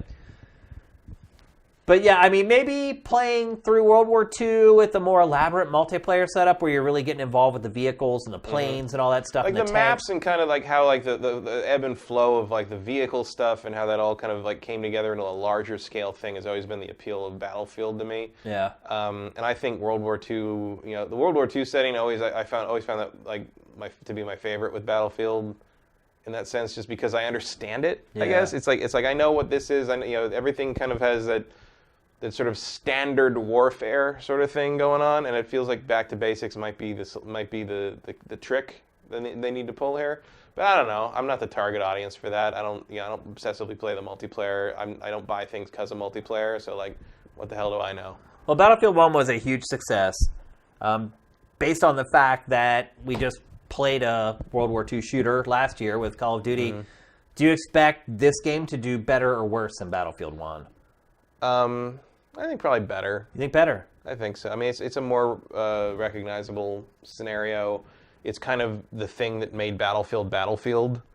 It's going to look really nice, and it'll have much, I mean, it was a cliche at some point, but I kind of want to see what Omaha Beach looks like with modern technology. You don't see that much. It used to be like that, and Hoth used to be like the two battles we never wanted to see again. But it's been a while. I kind of like to play. The Omaha Beach level in Battlefield 1942 was kind of cool. It was unbalanced and annoying, but like it was different. I mean, it was in Call of Duty World War II.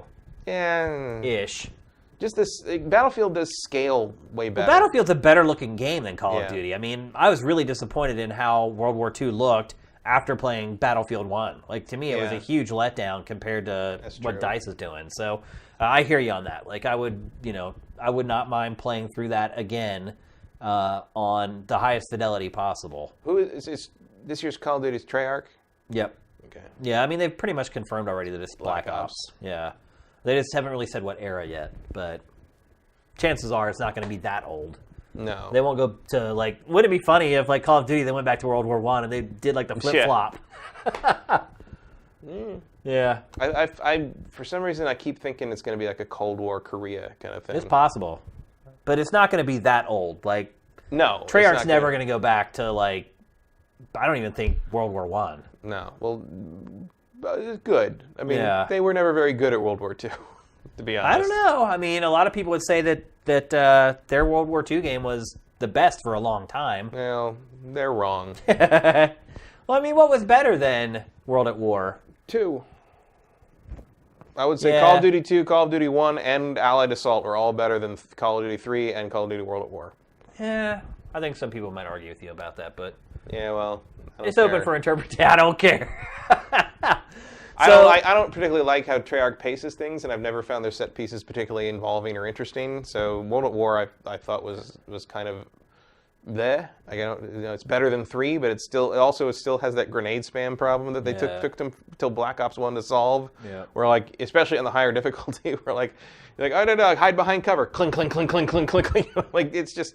No. Or you play the campaign and, like, some dude, like, 200 yards away is, like, Brett Favre. He throws a grenade and it lands, like, right in your bag. Like, it's pretty insane. But, so I'm guessing they already announced for EA Play, which, by the way, EA, once again, is not a part of E3. It's doing its own thing again. They already announced that it'll be there. The game is launching in October. Anthem will also be there, and I think they announced one other game. I would expect so, Yeah. So we probably will be getting a look at it, I'm guessing, before E3, maybe at least a trailer or something like that. Maybe a teaser or something, yeah. Yeah, so it shouldn't be too much longer till we see it. E3 is not that far away, by the way. No, it's what, like 3 months? Yeah, holy cow. It's going to come up fast. But yeah, we should be getting first look at that pretty soon, and then revving up for the big, huge E3 reveal. So we don't have to wait long. Treyarch, though, that probably will wait till E3. Or no, actually Call of Duty also gets a little something before E3 usually. Yeah, I think that's the cycle for the big stuff. Tends to be like tease, little this, little that, and then like there it is. Here's the whole thing. Yeah, you get to play it and all that stuff. So won't be long to wait. Let's move on. Talk next about a little game that is making a lot of noise. Into the Breach. Right now it has a 91 Metacritic average. It's a spiritual successor to FTL, which is like a huge indie game from like back when I was at Game Trailers. I remember Ryan Stevens coming in my office. He's like, "Oh, I feel terrible today." And I'm like, "Why?" He's like, "Oh, I was playing this game last night, like till like 5 a.m, FTL." And I was like, "What the hell is that?" Like that was also back when indie games were just kind of becoming a thing. It was kind of one of the first big like indie hits. It was a Kickstarter, right? I backed it on Kickstarter. FTL. It's like a roguelite spaceship game. Getting B-roll for this was tough. It's not a stunner visually, that's for sure. No. So it's what is it? It's a grid-based strategy. Yeah, although it's it's a roguelite in this. I mean, the spiritual successor to FTL is iffy. It's the same team. It's the same people. Mainly, it's just like it's got roguelite elements where like the maps are randomized or they're different each time, and like So the premise is basically it's mechs versus kaiju. It's the Pacific Rim thing, but the trick is that basically it starts after humanity has already lost the fight with the monsters, the Vec, and the trick is that the guys in the mechs here can time travel. So the idea is that they've gone back in time to before we lost and started the fight again. Okay. And so you see the you're fighting for humanity. Yeah. So you see the power grid thing in the upper left there, that meter. Yeah. So every time a monster, so the way it works is like you get dropped down here and then the monsters go. The monster turn, they'll basically pick the things they're going to attack in the next turn. So your turn has to be spent stopping them from attacking things. And the way to do it, you can kill them, obviously, but the other way you can do it is like, so you see like how there's an arrow on each monster pointing the direction they're going to attack? Yeah. You have various attacks that can move the monsters, that can like, you can punch them. You can knock them into water. Yeah, you can knock them into water, which kills them. So there's like environmental. But basically, their attack remains in the direction it's pointing, no matter where they are. So if you say, so that one like a little scorpion thing is pointing at the building down at the bottom of the map there. If you walk up to it and you punch it, like you'll see here, this artillery shell will push it down one. So now when its turn happens, it will attack nothing instead of that building. Right. So, and every time you lose a building, you lose a bar on the power grid. And if the power grid goes down to nothing, you lose the war and you have to start over. The whole game. The whole game, except you get to carry one of your pilots over with his level ups or stats or whatever. It's permadeath, right? More or less, yeah. Yeah. And so you start over again, but you get to carry over kind of like some minor stat upgrades if you leveled up your pilot enough. And eventually you unlock the ability to have new squads and different types of mechs, and like it gets more and more complex. But early on, it's very simple. The trick is that basically this is not a turn-based strategy game so much as it is a puzzle game. One of the hardest things, I'm not very good at this game. One of the hardest things for me to have learned playing this is that the point is not to kill them. To knock them off the map, you just have to move them. You just have to like get them. You have to make sure they don't attack your stuff and move them around, whatever. That's way more important than killing anything. Because one of the things about that is like, and also like, because then you're like, oh well, because new ones pop up out of the ground every other turn, and you're like, well, you'll just be overrun. Not quite, because one of the things that like one of the tricks to it is if you knock an enemy into another enemy, they hurt that other enemy and can push them. So like you can set up huge chains. Yeah, you can set up like huge chains that like damage all of them. Like and so that can be really satisfying, though, when you get it right. Yeah. But it's also really frustrating in the sense that you make one miscalculation, and it'll all unravel. Right. So the and you have to start all over. The tension between like, staying ahead of like the strategy and planning everything out properly, and sort of balancing the idea of, killing things when it's convenient, but not getting so distracted by killing them that you're ignoring the actual objective, which is simply to last a certain number of turns without getting stuff blown up. Like the tension between those two things is very satisfying when you pull it off, and very flipping the keyboard over when you screw it up. Are you playing this on PC right now? Yeah, I think it's the only thing it's on. Is that the only thing it's on? I can check real quick. Unless it's on mobile. I guess it might be on like mobile or something. PC, Mac, and Linux. Yeah. Yeah. So yeah, I'm not. The thing about it is like I'm not a giant turn-based person. I'm also not a huge kind of turn-based strategy like devotee. So part of this is like I'm too lazy to be very good at this game to some degree. But it's like it sucked me in, and I bought it because look, it's giant robots fighting giant monsters, and your premise is already pulled. Like already you've won. Yeah. Like, you've won that fight with me. Okay, I'm in on your premise. The idea of like I also like turn-based strategy. And the idea of like the whole like, oh, we lost, we got to time travel out. And like it's weird, like people in the buildings constantly talk about like, oh, they're here to save us, and and like you feel bad when they die because you screwed up, and then like they're like, we got to go, bail out. And sometimes the commander is like, it's like, if you really can time travel, go and save us in another timeline. It's like it's like this really bleak kind of thing. And so that's all really cool. It's just I have not really had the patience to fully wrap my head around this. But not much pomp and circumstance in this game. It's a very Spartan presentation. So, but I like I like how it looks. I like how everything works in it, and like I understand why it's getting such good reviews. 9.1 Metacritic.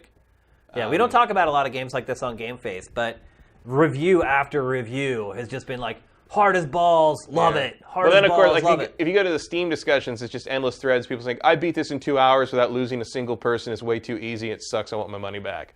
And I'm like, "Are you a liar or are you like just a savant?" Yeah, it's hard to tell. I do love games like this. This game, to me, is perfect for the Switch. That would be a good games Switch are release. perfect for handhelds, on the go. You can take your time. You can just put it to sleep, come back, go a couple turns, turn it off. These games are perfect for handhelds. Put it on the Vita, damn it. Create a retail version of this for Vita. And look, I'm guessing that this will not just remain a PC, Mac, and Linux release. Eventually, it's going to come to probably everything. But I would, well, I don't know wherever FTL went, I imagine this will go. Yeah, I think FTL went ultimately everywhere. Releasing for Switch next week, Matt. I think it actually is. FTL? Yeah. All right. There you go. There's another game I played half a decade ago. Yep. So anyway, that's Into the Breach. How much was it, Matt? $15. Mm-hmm. And you can get a lot of playtime out of this. Yeah, especially, I mean, if you're good enough to finish it on one quarter, more or less, as the Steam reviewers claim to be. Yeah. I mean, you go through hard mode, and I'm sure there'll be more updates and various things you Lots can of do. DLC. Yeah. There's a lot of mechs to unlock and squads to kind of build and sort of play with and decide what you think is what fits your play style best, because it really comes down to having the tools to just knock the monsters away from build. And once there's enough monsters, you got more monsters than mechs. And and that's one of the other things that I had to learn was I come from a Fire Emblem Shining Force school where it's one of the things you do the most is you can't let your guys get damaged. Right.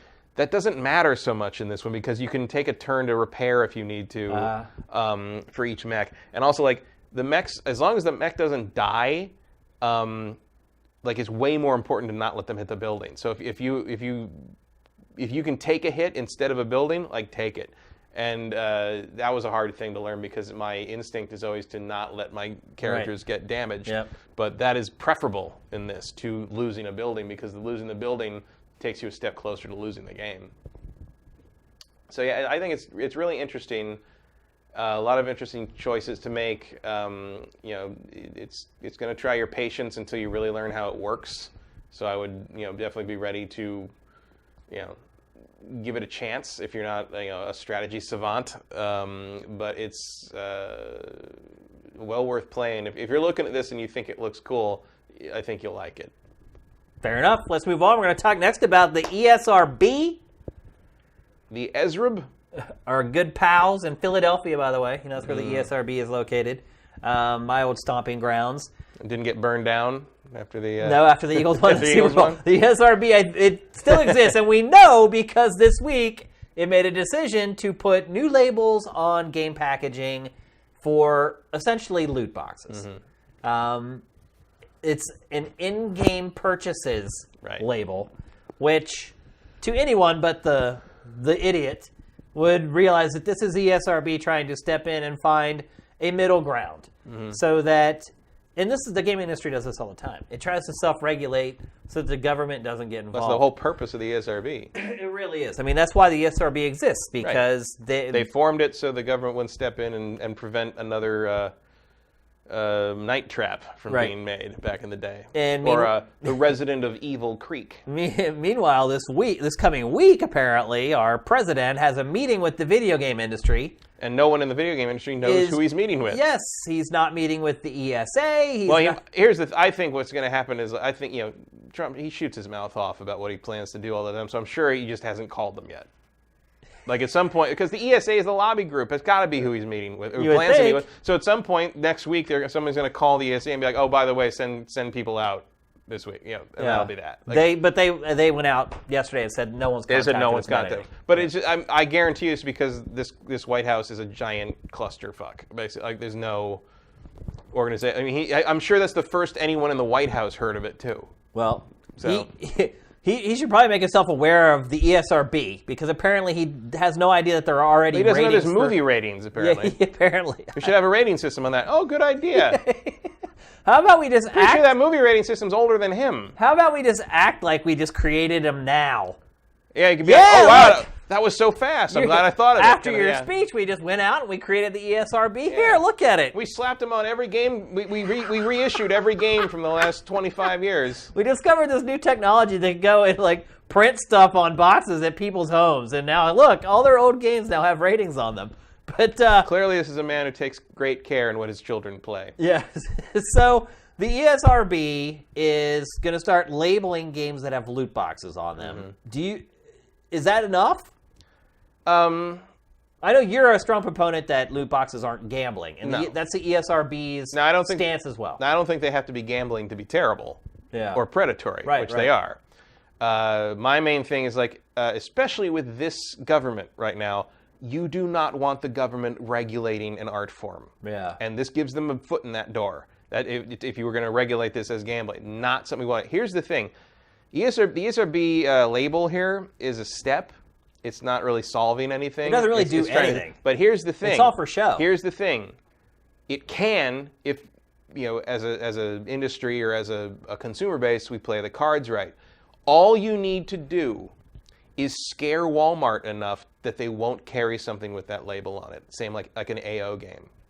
If you make this out to be like that's the target. To me, that would be the target we take. Is like push to Walmart, push to these major big box retailers that these are basically pushing, if not gambling, at least predatory marketing techniques towards underage consumers, and kind of get a parents group involved in that.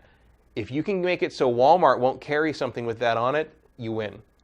Because it's too huge a retail pipeline and at that point, publishers are basically forced to not put them in. So you're saying with the goal of eliminating loot boxes altogether? To me, if they're going to put this label on here, one of the ways you could eliminate the publisher's ability to put that in the game would be to convince people like Walmart and Best Buy. These big, Walmart is some crazy percentage of retail sales for video games. Yeah. It's some huge number, and that's why there's no AO games, because Walmart won't carry them.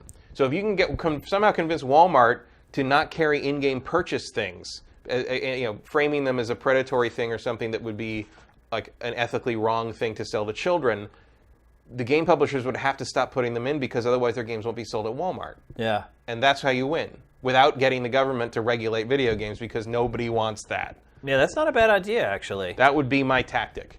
I don't know if it would work, but that would be my first try. I don't know if you saw or not, but a group of game developers at GDC, which is like next week or the week after. Yes, I saw that. They are going to have a panel where they're basically going to stand up for loot boxes. They are. No one called me to be on that, by the way. Yeah, I don't me know either. I don't know what's going on.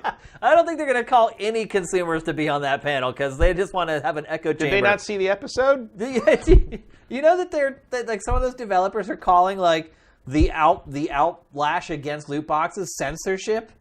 Yeah, I don't think they know what censorship is. Nobody knows what censorship is. That has to be one of the most misunderstood, misused, misconstrued terms. Oh, it's definitely the most misused term in gaming. I mean, not even just gaming. Not just gaming, but I see the world. I see it misused in games more often than anywhere else. Yeah. Except, I mean, First Amendment's a separate thing, right. But it's a related misunderstanding. That's not what censorship. Yeah. You can't, is the government throwing you in jail for putting loot boxes in your game? No, you're not being censored. It's just people saying you're an asshole. Well, I think probably what their perspective is, well, if you look at all the polls, 69% of gamers are totally fine with microtransactions and blah, blah, blah. So if you're going to force us to remove that from the game, then I could see where in their minds they're like, that's censorship. Well, that's not censorship, because these people like it, they want it, we want to give it to them, and you're telling us we can't do that. But no one's telling them they can't do that. People are saying they don't like it. So if you think 69% of the audience does like it and doesn't care, just ignore the rest of them and see how that goes for you. Well, I think it's very similar to the people who think that like the government's going to take their guns away. Right. It's never going to happen. But there's just this paranoia. And so the developers, their paranoia is that they're going to take loot boxes away. Well, it's like the people that say like if they get banned from YouTube, they've been censored. It's like, right. No. Yeah. For one thing, you're telling me this now, which means you are free to say whatever you want. You're not censored, yeah. It's just YouTube is a private company, and they can do whatever they want to It's like we said all the time. You're free to say whatever you want. You're not free from consequences, is what you say. And this is like, I mean, again, it's the market, right? Like you can, if they decide that like, the people that don't like loot boxes are a minority, just a loud minority, and that most people don't care, and they want to take the risk of not doing anything about it, they can. Like they're totally free to do that. That's the definition of not being censored. Yeah. But like, you run the risk of alienating the audience that doesn't like them, and that audience, you don't know who that audience is. Maybe 69% of people say they approve or don't care about loot boxes because they're a casual audience that doesn't know what they are. Right. And the people that You're don't like, absolutely right. it seems to me that the people that don't like them are a smaller minority, but they are also the more dedicated hardcore minority. And there has been a tendency for that minority to kind of dictate the conversation going outward towards the casual market, because they're also the people that the casual market will come to their friends who are the hardcore people and say, like, what do I buy? Which you say happens to you all the time with your friends from back in Well, I mean, Philadelphia, again, anecdotally, my one friend from home that bought Battlefront 2 and was just like, what's everybody talking about? Like, I'm totally fine with all this stuff. He also plays, and a lot of casuals play mobile games. And that's where this stuff has come from, like the microtransactions where give me $2 so I get a purple hat or whatever. I mean, that's where it all started, and now it's infiltrated into after about console. 10 years, we won't put up with that shit anymore, will we? But do you think what the ESRB is doing is going to do anything? Is it going to do anything in what sense? I mean, it provides. Is it going to get the government away from worrying about? Because what's happened? There's like the guy in Hawaii is like all over it. There's a couple other states dotted around the United States where there are Congress people who are looking into it. Do you think the ESRB doing this is going to get those people off the trail? Not necessarily, but the thing is, like, I don't think they're ever going to get anywhere with that. Like, it would, maybe on a state-to-state basis, but like, it seems very unlikely. Like, especially now that, like, if this whole violence in video games thing being blamed for school shootings gains any more traction at the high levels of power, like, the industry as a whole has bigger fish to fry at that point. I just feel like this is going to be, it's going to be an issue that persists. I think the ESRB putting that label out. Does it do anything? I think it gives consumers some leverage in terms of what I just said about, talking to retailers about, hey, this is an indicator of predatory technique, and you probably don't want to be selling your customer base this. Like, that's the tactic I would take, is legislating the content of an art form, even though this is not art per se, it's a marketing technique within the art. Like, that's I don't like to do the slippery slope thing, but that is a bridge too far to me. Like, we got to find a way to convince the publishers that, like, this is a bad idea, in this, not only in the sense that you're treating the consumers badly, but in the sense that you're going to invite a monster in here, and to quote Luke Skywalker, this will not end how you think it will. Yeah, I mean, you can already see it's happening. I mean, and so imagine if this had all happened years ago, and we already had a government body that had stepped in to regulate content in games to make sure it's not using predatory marketing. Now imagine imagine that that's in place. Now imagine that Trump decided that violence in video games is what causes mass shootings. Yeah. And they have all of a sudden, government entity are just outlawed. Yeah, they can have a government entity that has that watchdog power over the medium. Like, you got to, at the very least, you got to write that charter real careful. Yeah, for sure. That's what censorship is. No, when the government says you can and cannot do things in this medium. And I'm not saying that loot boxes should be protected speech because it's an art form or something. What I'm saying is you let that genie out of the bottle. It's real hard to put it back in, and it's real hard to tell a government entity where its overreach ends. Yeah. It's much better. I mean, any reach is overreach, in my opinion. Now, I don't want them touching it at all. Well, now look, the obvious counterpoint to this is, like, that means we have to get EA to do the right thing. Yeah. Which is like, the only way you get it to do that, though, is like you said, hit it in the pocket. Hit it in the pocket. Yeah, that's it. That's the only thing that's going to change. I would focus on the big box retailers and try to convince them that, like, this is a bad thing for consumers. It's a bad thing to be associated with in terms of their image. If you're selling kids basically, gambling boxes, use that terminology to kind of scare them into it. It's kind of the flip or the reverse of the whole gun thing, because the government refuses to get involved with guns, and the retailers have stepped in, have become the responsible ones. Right. They're just like, well, we get to choose what we sell. Yeah, we kind of got. If we could kind of piggyback on it, and be like, as long as you're doing the right thing. Why don't we talk about this thing called loot boxes? Yeah. Let's talk about Battlefront. Yeah, no, seriously. But I mean, that would be without legislation, that's probably the most effective way to convince a company like EA that, like, okay, you got to stop doing this. You got to come up with another way. I mean, obviously the big difference there come up with another way to pad the consequences are nowhere near as severe when you're talking about loot boxes in games versus weapons. It's like, oh, your son ran up a $200 credit card bill? Too bad. Like, be a better parent, essentially. Right. I mean, that's true. That's valid. Which is 100% true. But if we be a better parent. But if you want to really like see this thing go away in a timely manner without government intervention, I think that the ESRB doing this opens the doorway to that, because now you have an official body sort of like labeling each one that has this, and you have an easy way for a retailer to be like, that is not something we want on our shelves. Yeah, you're right. And you're that's exactly what the rating system is for. It's why the AO rating is never used for anything. Yeah. No one will sell them because Walmart won't carry won't sell them. Yeah. If you can make that happen with loot boxes, now that the ESRB has agreed to kind of label them as such, that's how you win. Yeah, I like it.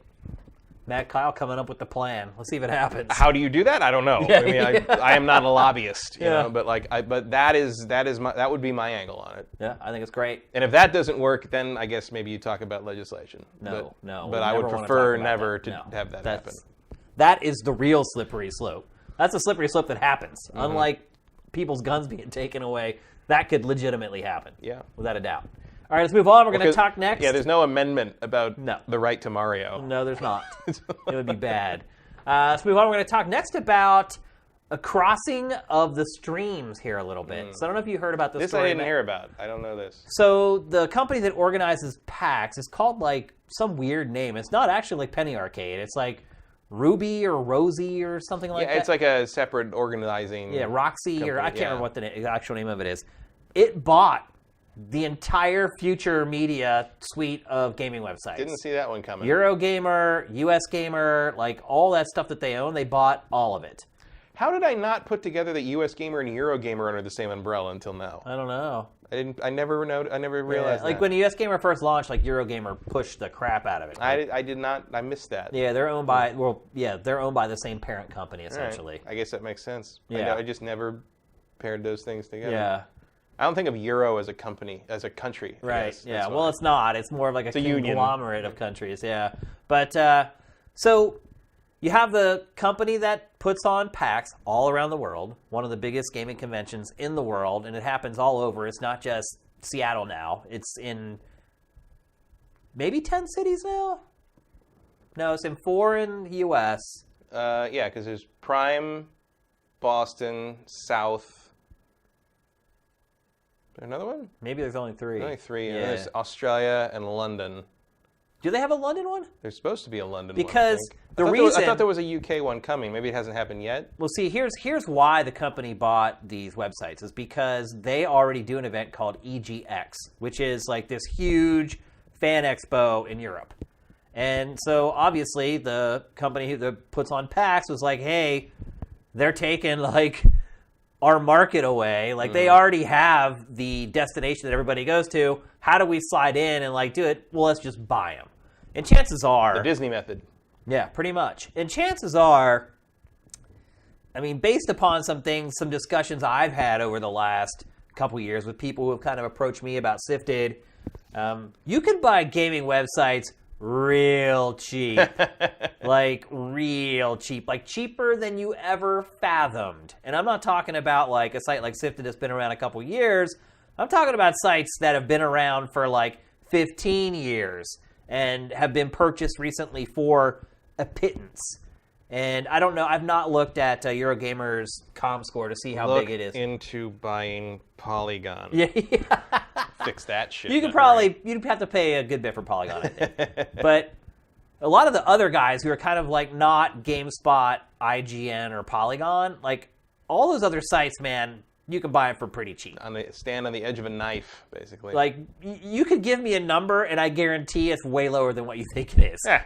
It's that. I mean, that's the value of kind of websites at this point, unless you're doing something like completely disruptive.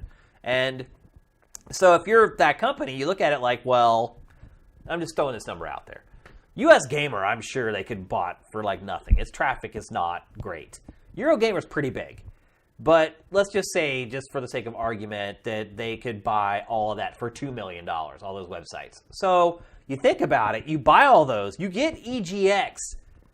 Don't you think you could make $2 million from 1 year at EGX? Maybe. I don't know about cost and revenue from like a convention. Well, like think that. of it this way. if this company got so big just by throwing packs, you would think that per packs they make at least $2 million. Yeah. At least. So, smart deal from them. But where it starts to get a little dicey is you have this event. It's a fan event.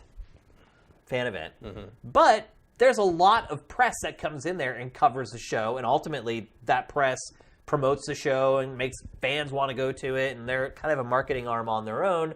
But there's coverage that happens at these things. So what happens if this new owner of PAX and EGX all of a sudden is just like, you know what? The only people who can come and cover this stuff is our team.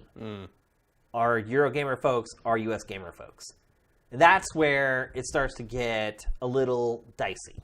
I mean, imagine if... That seems like it would be really stupid. Yeah, like short-sighted maybe? Like limiting the ability of people to talk about your convention seems counterproductive. Does it, though? Yeah. I mean, what if E3 signed some crazy deal with IGN and was like... I mean, it kind of does this anyway. It gives exclusive rights for broadcast. G4 had the exclusive broadcast rights for E3 for a long time. You have to pay separate fees to broadcast anything, even if it's just web streaming from the floor. In addition to paying for, obviously, the hookups for broadband and all that kind of stuff. You also have to pay a separate fee to broadcast from the floor. There's all this other union stuff that gets tied into it. But imagine if E3 was like, you give us enough money, IGN, you get the exclusive on covering E3, essentially. Does it really hurt E3 all that much? Well, E3 is a different beast because it's an industry expo, and it's not its function, really. Although maybe that function will change as they continue to let the public in. Right. Because it's moving towards PAX. I think it would do more harm than good in the sense that game media is very personality driven at this point. And I don't think you're going to cajole anyone into reading US Gamer if they don't already care. And it's going to be more beneficial to this thing you're trying to build and what people want to go to and want to buy tickets to and want to travel to come to and want to, because that's the thing you want when you're organizing something like PAX or EGX. You don't just want it to be a successful show. You want it to be so successful as a show and as a destination that people come and enhance the economy of the surrounding area so that the city sees you as a valuable commodity and you can get better deals and better everything, and like you become a functioning element of the economy of the city this takes place in every year, and it makes everything easier and more beneficial to everyone concerned. So limiting the coverage of something to what is essentially a smaller outlet as opposed to kind of letting everyone talk about it and these personalities like when you really get down to like what's going to convince someone to kind of go travel to Europe and go to EGX more, like some random person they never heard of on Eurogamer talking about this, or like one of the like Easy Allies guys having a great time there and coming back and reporting about it. Like I think that's a more valuable feedback. I mean, until you get big enough that you can't be ignored. But see, here's the thing to think about, though. So I don't think that's a wise tactic, is to try to constrict. Because all you're going to do is freak out all the same people who are in the game industry and are fans of games that call everything censorship. Like, Right. that's all there's no PR win there. Here's the thing, though. With the way the internet works now, everything comes in through side doors and back doors through social media.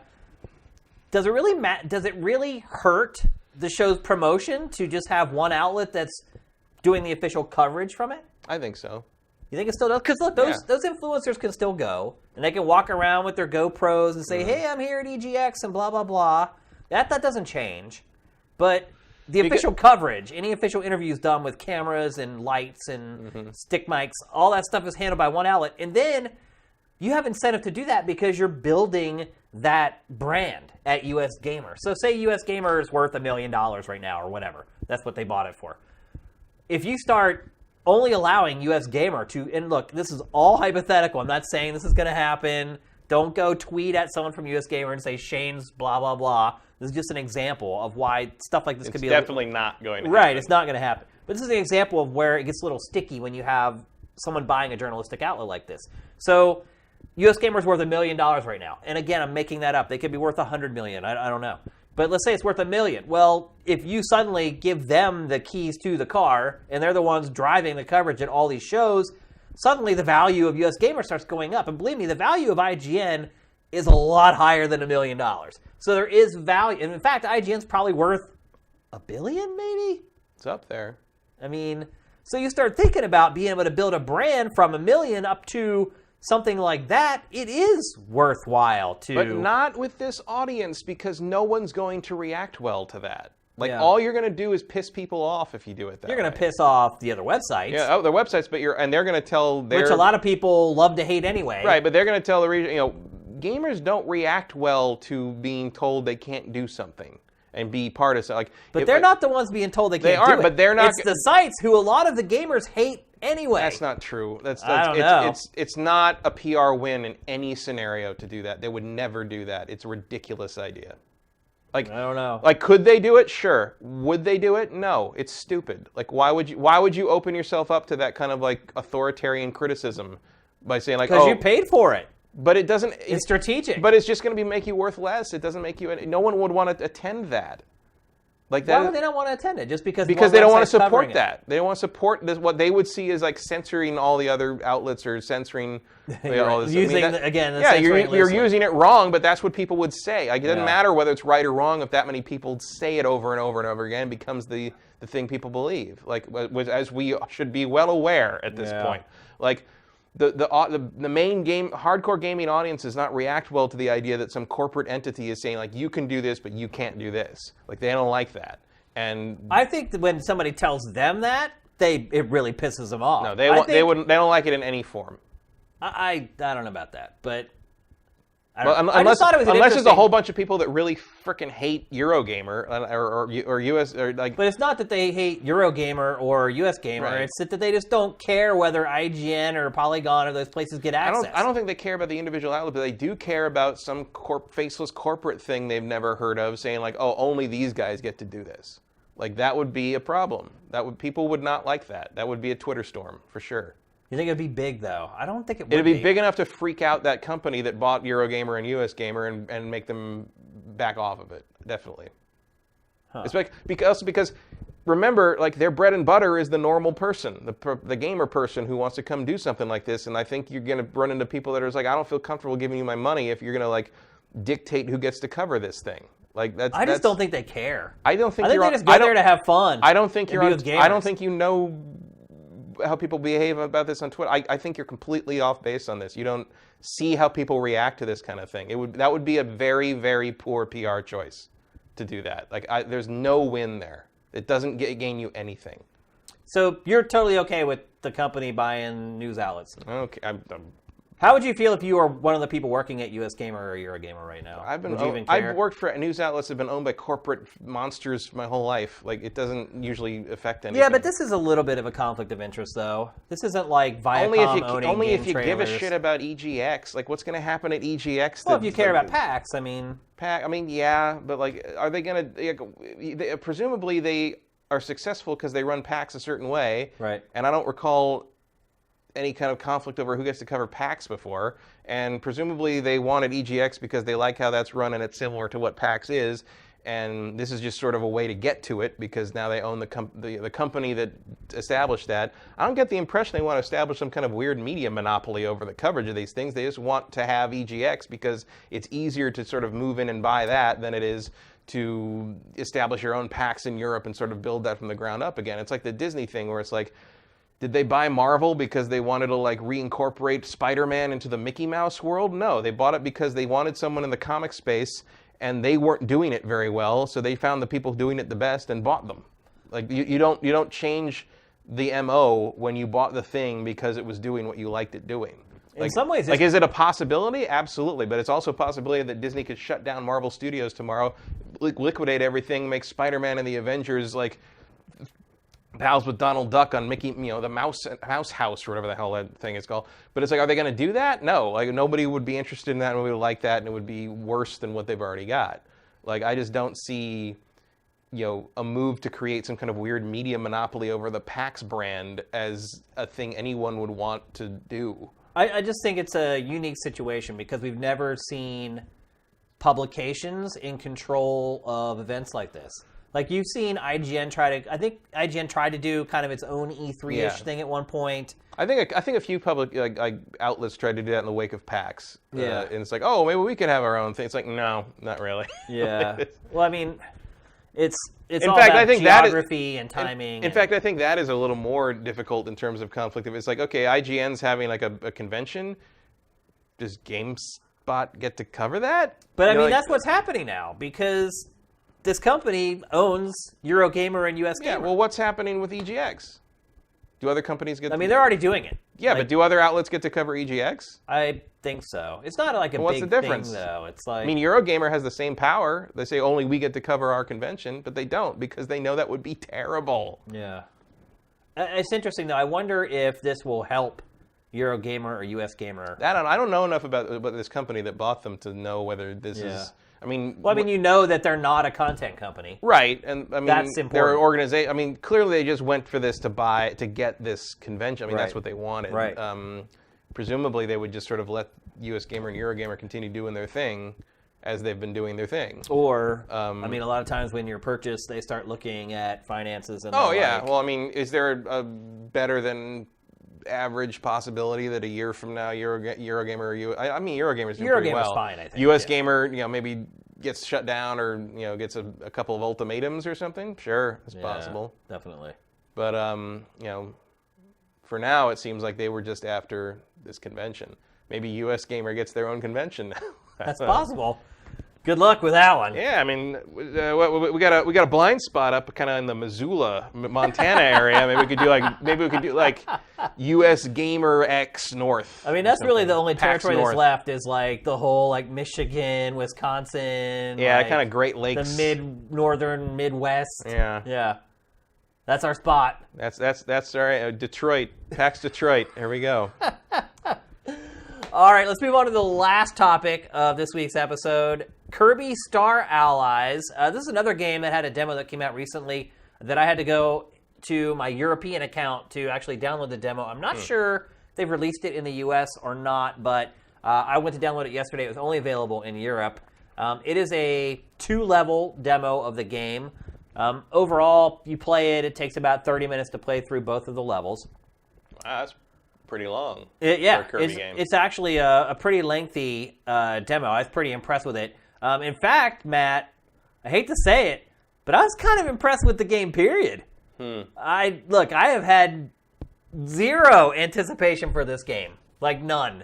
I mean, I would even go so far to say as we've been maybe a little mean to it on the show. Yeah. Kirby, it's like part of the hype for Nintendo stuff comes from when they bring back something that like people have missed for a long time. No one misses Kirby because Kirby's always here. I used to think that, but after I mean that robot game was good too, the 3DS one. Right.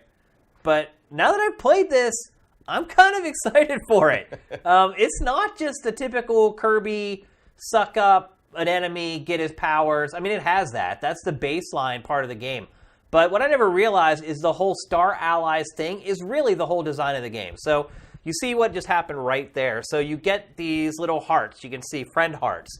And when you come across any enemies in the game, you can toss the heart, and then you add that enemy to your team. It's not that you just have their abilities temporarily, which you can still do. You can still swallow the enemy and then hold down, and you can take over their powers and use their powers. You can also add the enemies to your squad that fight alongside you as a cooperative partner. And you can have up to 3 on your team at a time. Once a character joins your team, you can hold up on the analog stick, and then Kirby will take over a power from that enemy permanently.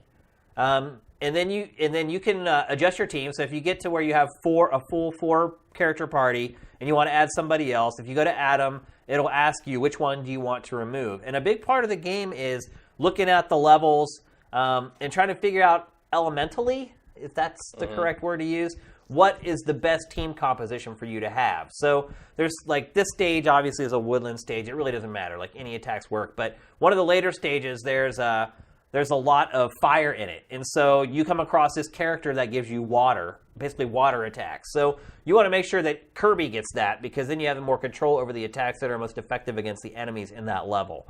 But it's like you're building a team. It's like a team composition. Like one enemy will just be like blunt force attacks. One will have like an ice attack. One will have a fire attack. And then maybe you load up Kirby with like electricity or a ground element. Like you can turn Kirby into like a brick basically that can smash enemies or smash through platforms. So there's a lot of strategies. And see there, I'm adding that guy to my team right there. And he immediately just takes over and starts fighting for you. So there's a lot more strategy in this game than I ever dreamed, to be honest with you. There's a lot of team parts of the level where the team splits up into pairs of two, and then the one half of the team goes up and flips switches while the other half does it on the bottom or the top or whatever. I've had a blast with this. Again, I only played it for about 40 minutes, and I had played it very sparingly at conventions before this. But you definitely feel like a sense of power from your team. And a lot of the times, you don't even have to do anything. I mean, maybe that's not good. But like the first boss fight, the first time I played it, like for some reason I had lost my attack before we started fighting the boss, and I had like nothing as Kirby, and my team just beat the boss. I literally didn't have to like do anything. My team just took care of it. But you can see here, like this bomb explodes, and like later on you get to some of this stuff, and like all the levels get completely altered by those bombs. I don't know. I had a ton of fun with it, man. I know it's kind of flying under the radar. How much is it, I guess, is my main question. Because like that's the thing with these Kirby games is they tend to be full price, and I can never bring myself to buy them for full price, and then Nintendo never drops the price, and I never play them. Well, when I first started playing it, I was like, you know what, they should probably sell this game for $40. And then the more I played it, I was like, oh no, this is definitely worth more than a discounted price. Let's see what GameStop says. GameStop's awful website from like 1991. $60. Yeah, it's a full price game. But after I played it, man, I didn't really feel like it's a discounted game. It's not crazy cinematic, but then neither was Mario or Zelda either. I think a big concern will be how long is it. So I watched, after I played this, I was like, wow, like I played 2 levels and I can't believe how much stuff I experienced in that amount of time. I went and started watching some trailers, and man, it appears that it eventually gets really freaking deep. Like, just some of the attacks, you can chain attacks together with your teammates. There's a lot of strategy involved with your allies. Yeah, I don't know. I am pleasantly surprised by this game. I don't know when it comes out, though. I think it's pretty soon. Let me take a peek. March 16th, so just a couple weeks away. About 2 weeks away. But I don't know. I just wanted to talk about this because the demo, I think it'll be open or available in the U.S. here in the next couple days if it's not available already. But I feel like we've been pretty mean to this game and just kind of blew it off. And now that I've played it, I think at least personally, I feel like I was wrong for doing that. I think it's actually a good game. At least what I played so far is a good game, and it's a lot of fun. And it is different. And I know I've said a lot of times that I'm completely over side-scrolling platformers because they don't do anything new. This game does feel like something new and like it has some new concepts. The CPU seems to be smart. The enemies know whenever their attacks are advantageous against enemies, and that will be the character that jumps in to kind of land the first blow or attack the enemy. The boss fights so far were really easy and really simple. So this demo, this is the easy level. And then after this, there's what's supposed to be like a hard level. And I didn't find it that much more challenging, to be perfectly honest with you. But the boss fights in both of them were just like a total pushover. And obviously the game's probably already in production, so there's very little chance that they'll tune it before release, but obviously patches can always handle that as well. But you can see the elemental stuff is a big deal. So right now I'm Ice Kirby, and if I weren't Ice Kirby, I would not be able to get through those flames to get over. There's another part later on in the game where there's a big bomb and then a fuse that runs underneath a waterfall. And then you have to have one of your characters needs to be Umbrella Kirby or whatever, and he will go over and raise the umbrella underneath the waterfall so that the water's not hitting the fuse to the bomb, and then one of your fire guys lights the fuse on the bomb, and then the fuse lights and blows up the bomb, and then off you go. Lots of, as you can see right there, there's lots of positive reinforcement in this game. It's like anytime you do something, it's just a shower of like jewels and gems and extra men and whatnot. But yeah, I was wrong about this game. I mean, I wouldn't say I trashed it or anything. I just kind of blew it off like it was insignificant. Yeah, it's another Kirby game, another Yoshi game, like it's another Donkey Kong game. It's like the same stuff we haven't had time to get, we haven't had time to miss it. I haven't enjoyed a Kirby game in forever, Matt. Like even playing it for like an hour. Like I play all these Kirby games. I'm like, okay, this is the same thing. I haven't played enough of the recent ones to really know one way or the other, but I did like the robot one. That was Kirby Robo, whatever. It was a weird name. The 3DS one. Here you can see where the team split up. So you can see there's 2 guys below and there's 2 guys above. And you're just basically like fighting and getting to a switch that you flip and see that lifts up, and then I can go underneath. And so is there a multiplayer to this? I don't believe so. No? I think it's all CPU driven. Huh. That's a good question. Maybe somebody in chat knows. It says P1. I would imagine it wouldn't say P1 unless there's No, a you're P2. right. Yeah, I noticed that too, actually. I was wondering if it is a cooperative game that 4 people can play. Actually, I think there is, because when they show the controllers, they show them turned to the side. Also, you only use like 2 or 3 buttons in this game. The control scheme is really intuitive and easy to get used to. So yeah, I'm guessing you can play this cooperatively with up to 3 friends, which will make it even more fun if everybody has their own attacks and everything. So then it's a tuning problem. Do they crank things up when you're playing with humans, or is it still the same difficulty as you get if you're playing with CPU assist? Yeah, I mean, it's Kirby. Yeah. So it's going to be easy. Yeah, I mean, that is one thing I would say. The game's not very challenging. Even the hard level wasn't... I was able to go right through it my first try without much of a hassle. But I think a big part of it, too, is finding all the secrets, because as you venture through each level, you collect puzzle pieces.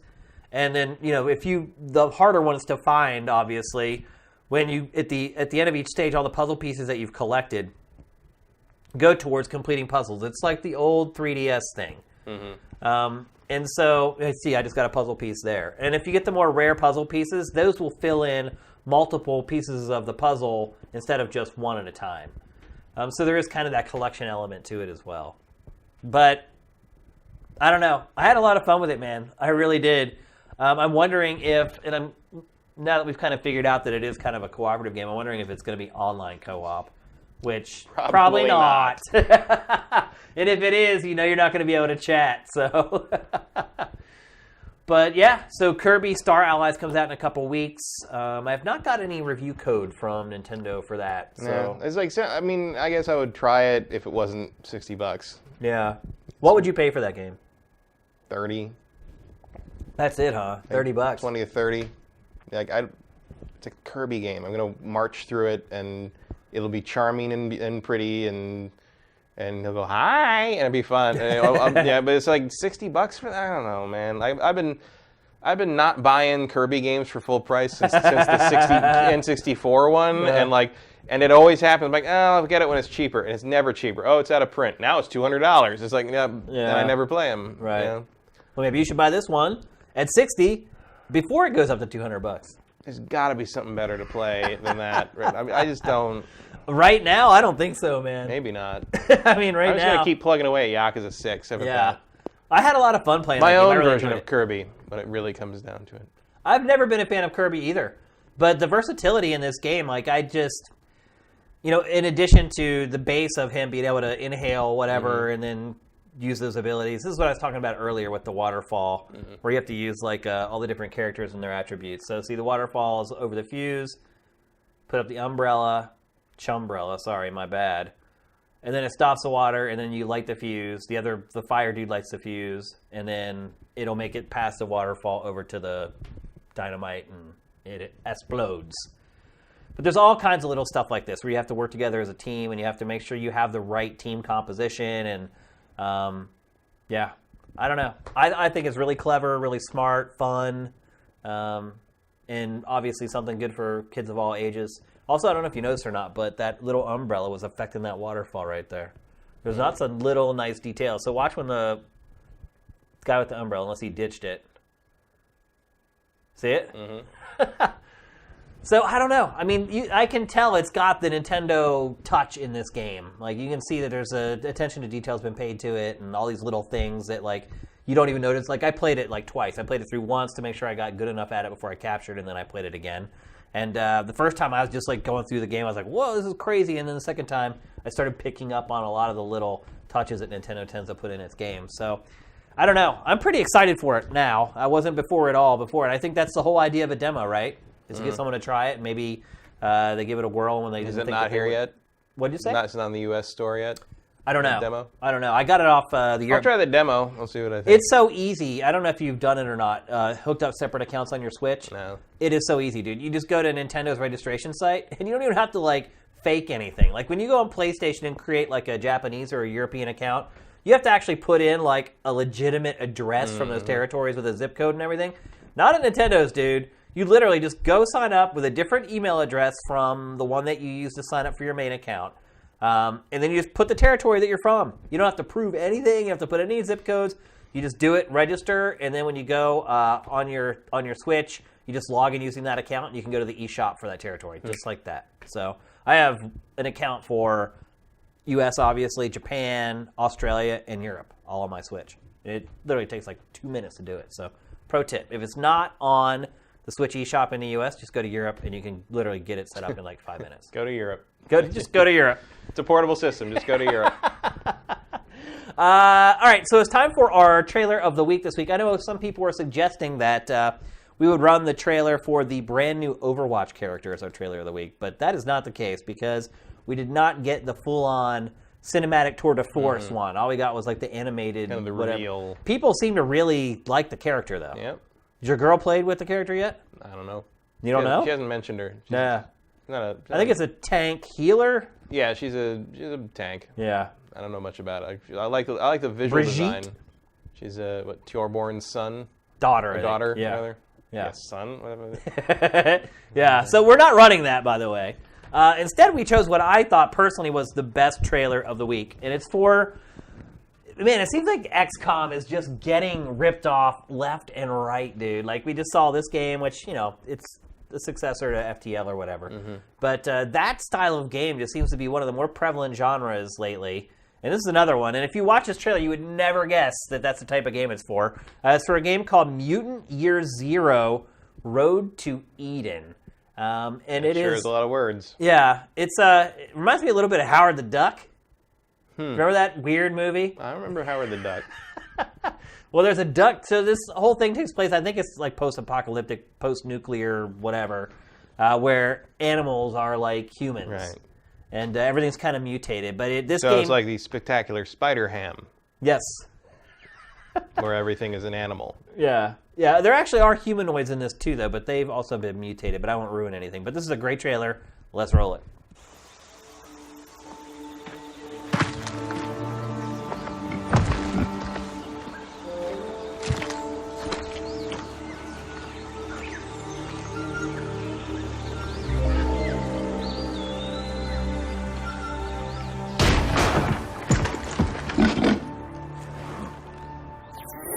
Trespasser, you have 5 seconds to leave the premises. 5, 4,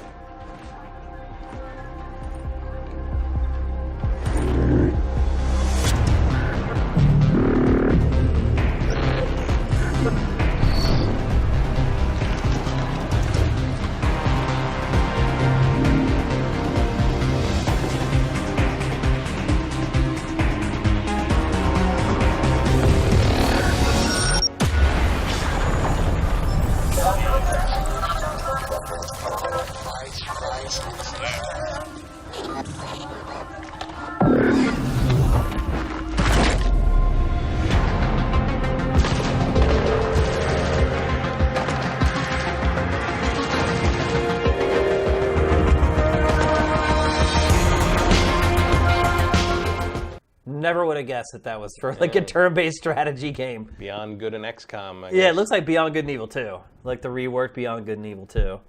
What's the word for that when animals look like people? Anthropomorphic? That's it. Yeah, that's the word I was looking for. We have questions in the chat already. As always, this is the time where you guys can ask us questions. And there's a bunch in here. Let's get to them. Here we go. W. Matthew, what's your most and least favorite controllers? For me, Xbox 360, Xbox One. Lest is any of the PlayStation controllers. I don't know what that means.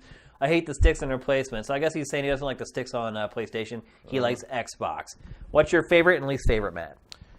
My favorite controller is probably the Japanese Saturn controller.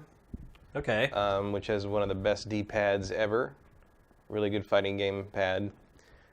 Least favorite, probably DualShock 1 and 2. Like any DualShock before, when they were still doing the mushroom-shaped sticks. Right. Like they were bad. The DualShock 4 is the concave, which like my finger can rest in, but like constantly slipping off the domes of the mushroom sticks. Yep. So yeah, the DualShocks, I never liked them until this generation, really. My least favorite, I'll start with, is the Dreamcast controller. Too close together. The hands are too close together. There's no, there aren't prongs on it. So when you try to wrap your hands around it, your fingers just hit the underneath of the controller. I just never found it comfortable. I liked the idea of the VMU being put in there. I think that was an ingenious idea. But as far as just playing games with that controller, I hated it. My favorite controller of all time is probably the Xbox 360 controller. I just think it's perfect for a wide genre of games. Very comfortable. To me, it just kind of became the standard video game controller. I think it's ergonomic. It feels great. The weight is nice. I do think that they screwed it up a little bit with the Xbox One. I hate the D-pad on the Xbox One. The last D-pad on the Xbox 360 was great. The spinny silver D-pad. Yep. Yeah, that was a great controller. Yep. It was just, I just think that they hit it. Like, and they just tried to, and I don't have an Elite controller. So the Elite's really good. The Elite is. I know my stock Xbox One controller I don't like as much as. Although I will also say I've been using the Xbox One X controller that came with it. That's a step up from the standard Xbox One controller as well. It's not an Elite. I hate the D-pad on the Xbox One controller. Hate it. It's better on the X. Clicky. I don't like that. It's a little clicky, I guess, but it works. Yeah. But the Elite is just a whole different. I mean, it better be. It's $150, but the Elite is amazing. Maybe someday. I also want to give a special toss out to the most ergonomic controller, the controller that just felt the best in my hands, the GameCube controller. It just felt like it just melted in my hands. It doesn't look like it. No, but when you hold it, it feels so good. Unfortunately, there's other problems with that controller, like the C-Stick, which is just so dumb. But it feels nice. I still have my Wavebird that I won at E3. Yeah. That still works. Yeah, all Nintendo stuff always works.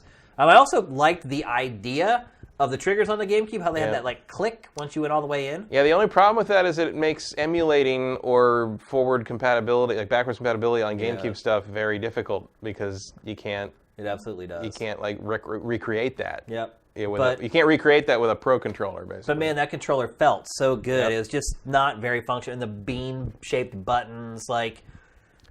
Because you're supposed to be able to differentiate between them with your finger, but it's like... it works. It works, but I've also never had a problem with that. Yeah, really, it's a solution in search of a problem. One thing I liked about the way the buttons were laid out on the GameCube controller, though, was it had the big A button in the middle, which a lot of people called the win button. But the bean-shaped buttons were concave like this, so they sloped down into the A button. So any game where you had to hold one button and use the other one, like you could literally just roll your thumb and hit them both at once, and I really liked that. It didn't feel like your thumb was going to slip off because it had that concave to go up against. I can see what they were going for with a lot of that controller, but they made a lot of mistakes. It wasn't perfect, but it was a good controller. Yeah. Better than people give it credit for, I think, anyway. Let's see. Matt, welcome back from Ian Esquire. The Legacy. Which video game movie do you think will be better, critically and commercially? Tomb Raider or Rampage?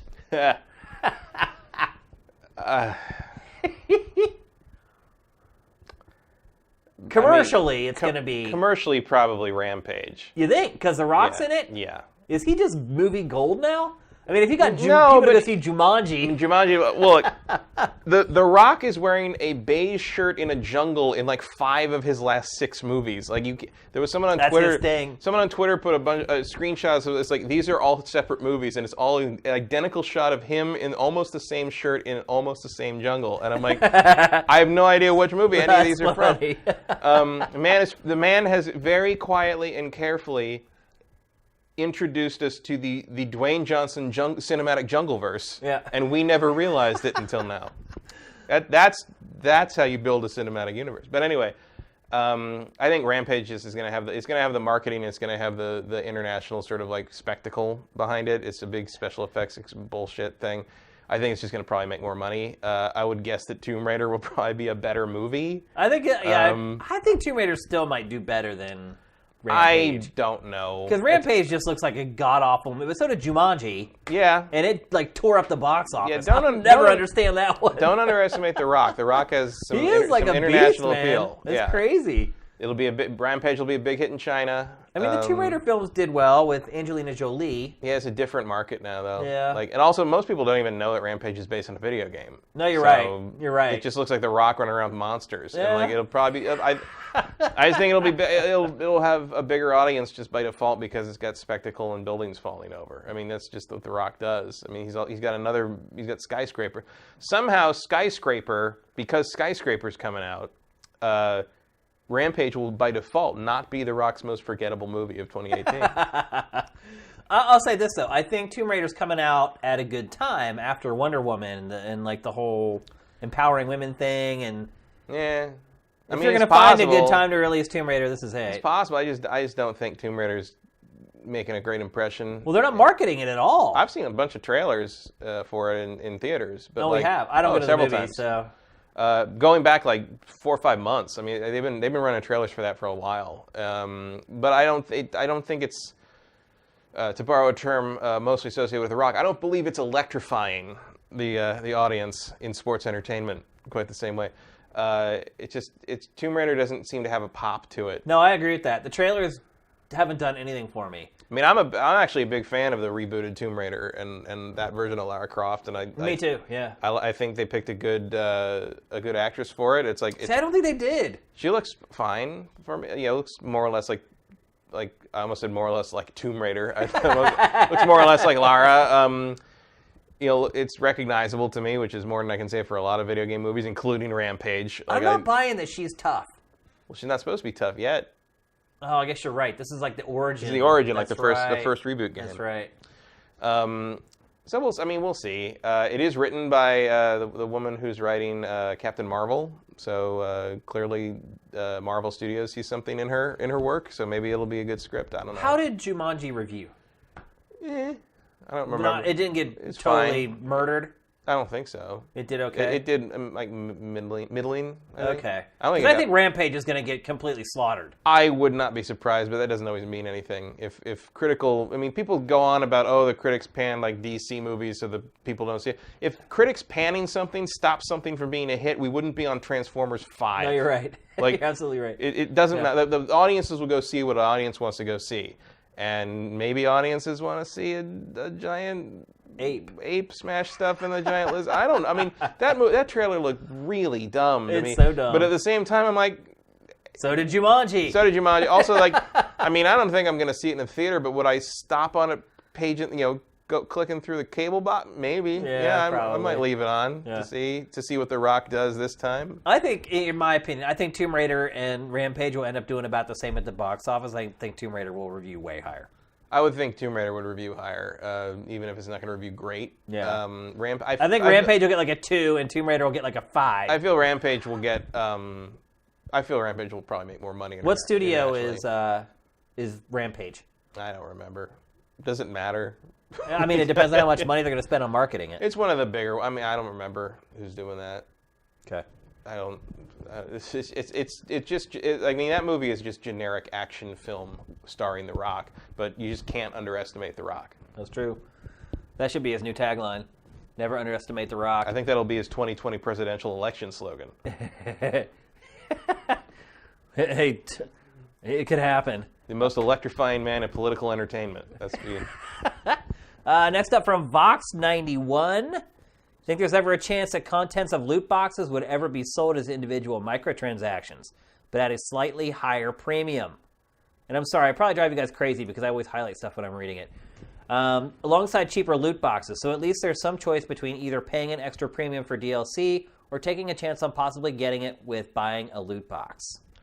I mean, there are some games I think that do that already. Certainly, like the MMO stuff. Like you can, a lot of the MMOs that do like kind of randomized stuff. You can either pay for like a 300-point loot box, or you can spend 1,200 points to just get the thing you want. Right. I definitely prefer that. Like the Overwatch thing, even early on, I was like, I'd rather just be able to spend either money or in-game gold and just get the outfit I want, and not have to go through the frickin', the friggin' trading card pack thing over and over again, and just like get the same voice line 14 times when all I want is the damn witch outfit. I mean, they do that with League of Legends too. You can either pay for Riot points, although some things you could only pay for with Riot points. Mm-hmm. But for the most part, most of the stuff you can use in-game gold. You have to play a lot to get, or you can just pay $1 to Riot. I mean, I am much more, I don't know, comfortable or happy if you're going to charge me real money for something, if I get the thing I know I want, as opposed to having to, spin a roulette wheel for it. Agreed. If you want to do the loot box thing I think that's a fine model if you want, but I'd rather just be able to pay a few bucks extra and get the thing I want, rather than spend what is going to be more money than that trying to get the randomized thing out of the box. Yeah. I could see that becoming more of a standard going forward. Although I wonder, once you put an actual retail price on what the thing is worth, does that give it a monetary value inside the loot box, and does that make it easier to qualify the loot box as a gambling tool? Right. Like that's I don't know about the legality of that is. Like, but once you put an actual price on the things in the loot boxes, does that give it a monetary value that then becomes makes it dicey? Yeah, makes it an easier target anyway. I would think so. Yeah. Are we both in agreement that instance percentage in loot boxes should be public knowledge? Yeah. Yeah. Because once you see that, you'll never buy another loot box here. You won't. It's like 0.001 for some. I mean, I saw some list of like the likelihood, and like and it was like greater likelihood of da-da-da, and instead of like 0.001, it's like 0.004. Right. So it's like it's nothing. It's absolutely nothing. How about the model in mobile right now where you can watch ads to get stuff? Do you think it'll overcome the console gaming, and two, would you be cool if it did? No. I mean, I don't know. I mean, I wouldn't do it. I mean, I do it on mobile because of what the hell else am I? That's the thing, is like watching a video on a mobile game to get like a little thing to, another crystal, or it's like, that's about as much fun as playing the mobile game. Usually. I mean, it's like it's just, That's good. It's a different tier of entertainment from a console game. Alex, one of our mods, have you played Golf Story for Switch? I recommend it if you haven't. Great writing, overall jolly game. I have not played it. I haven't played it. Pachter absolutely loves it. It's on my kind of to-do list. Yeah, it's definitely on the radar. I just haven't had time. Justin Horman, so Bethesda got the top spot in Metacritic's latest annual game publisher rankings. That's surprising.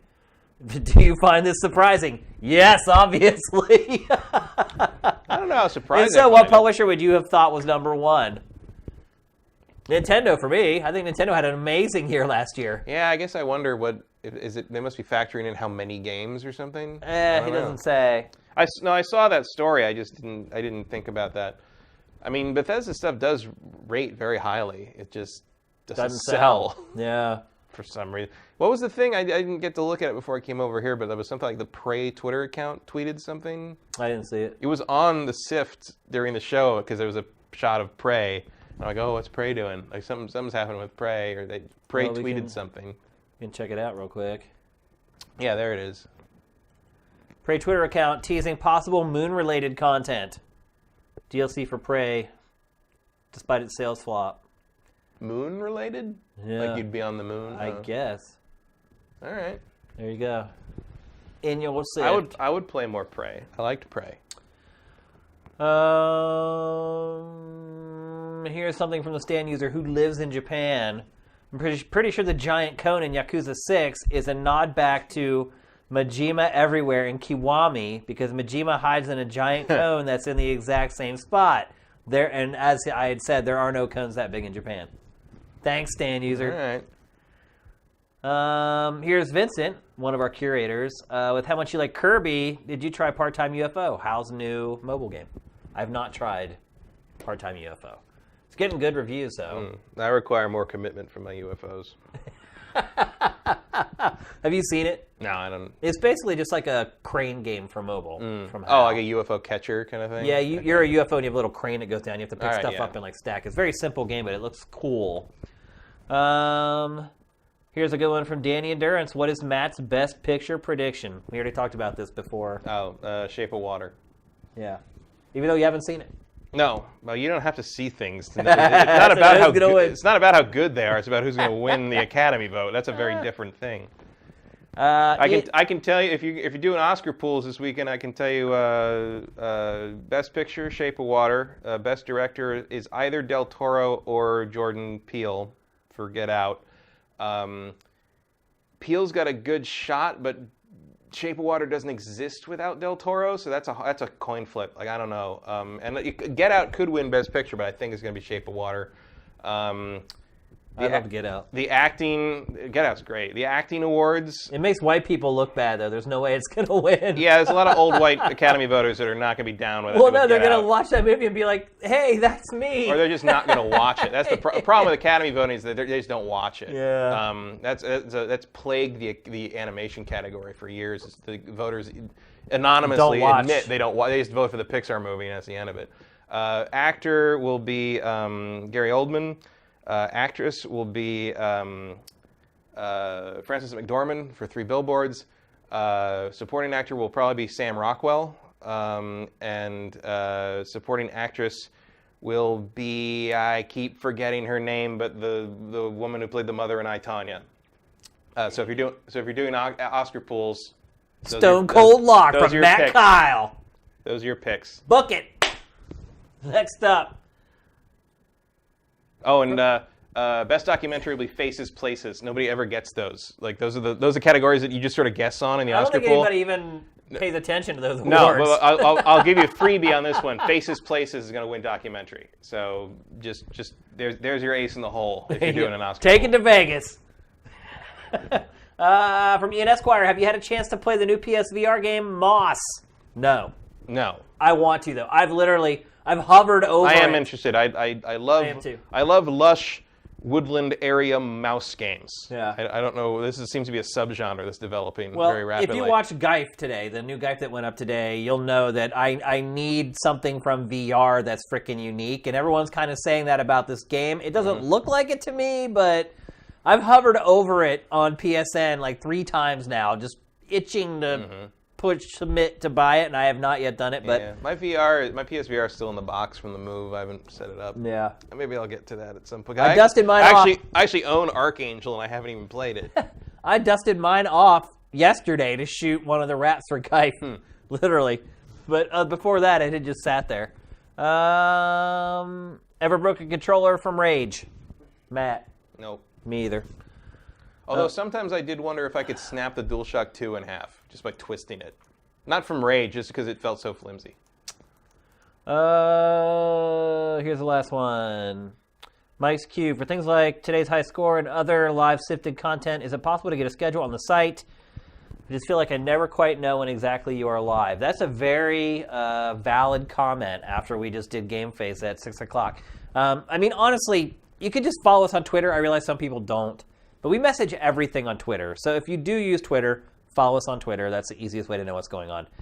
Brent was on the show last week. He did talk to me after the show about a very easy schedule thing that he kind of has that we could deploy. And I've been thinking long and hard about it. And we're probably going to do something like that. We don't know how to integrate it into the site, though, because the way our site is designed with the 2 vertical endless scroll columns. So we're trying to figure it out. I've heard it. You're not the first person to talk about it. It was brought up all last week after nobody showed up for the second episode of today's high score. So it's certainly something that's in the queue right now. So There's a couple stragglers down here. Maybe we'll answer one more. A lot of people aren't asking questions. They're just reacting. Not on Twitter, but I am Patreon and use Patreon. On Patreon. Hanlo Blow. Yeah, in fact, you're right. We should probably be messaging our live streams on Patreon more. In fact, we don't message it at all. So we should start doing that. So point taken. With that, that's it for 119. I think it's been a great episode. Glad to have Matt back right in the sidecar this week. We'll be in touch about what's going to happen next week. We'll either have a show on Wednesday or we won't have a show until like the next Monday or Tuesday. A lot of it will depend on what happens between now and then, but we'll see. Don't forget, tomorrow at 1 p.m. Pacific, and I've tweeted this like at least twice now, today's high score. So get your Skype set up now. You can use your phone, you can use your laptop, you can use your tablet. Just get Skype set up. Try to come in with a camera. It obviously makes the show better if we can put the face to the name. And get ready. 1 p.m. Pacific tomorrow, again, on Skype. Our Skype handle is Sifted Games, all one word. So before we go, some of you guys may have joined in the middle of the show. It is a new month. If you don't mind hooking us up with your Twitch Prime subscription, that would be awesome. Just click that little button up to the top right of the player. That would be sweet. For those of you who are listening for the first time maybe on iTunes, we are on iTunes now. We are Sifted. We are at sifted.net. And if you really like the show and it catches on with you and you want to support us, just go to patreon.com/sifted and help us out. We'd appreciate every dollar. So with that, everyone have an excellent weekend. GameFace is up and out.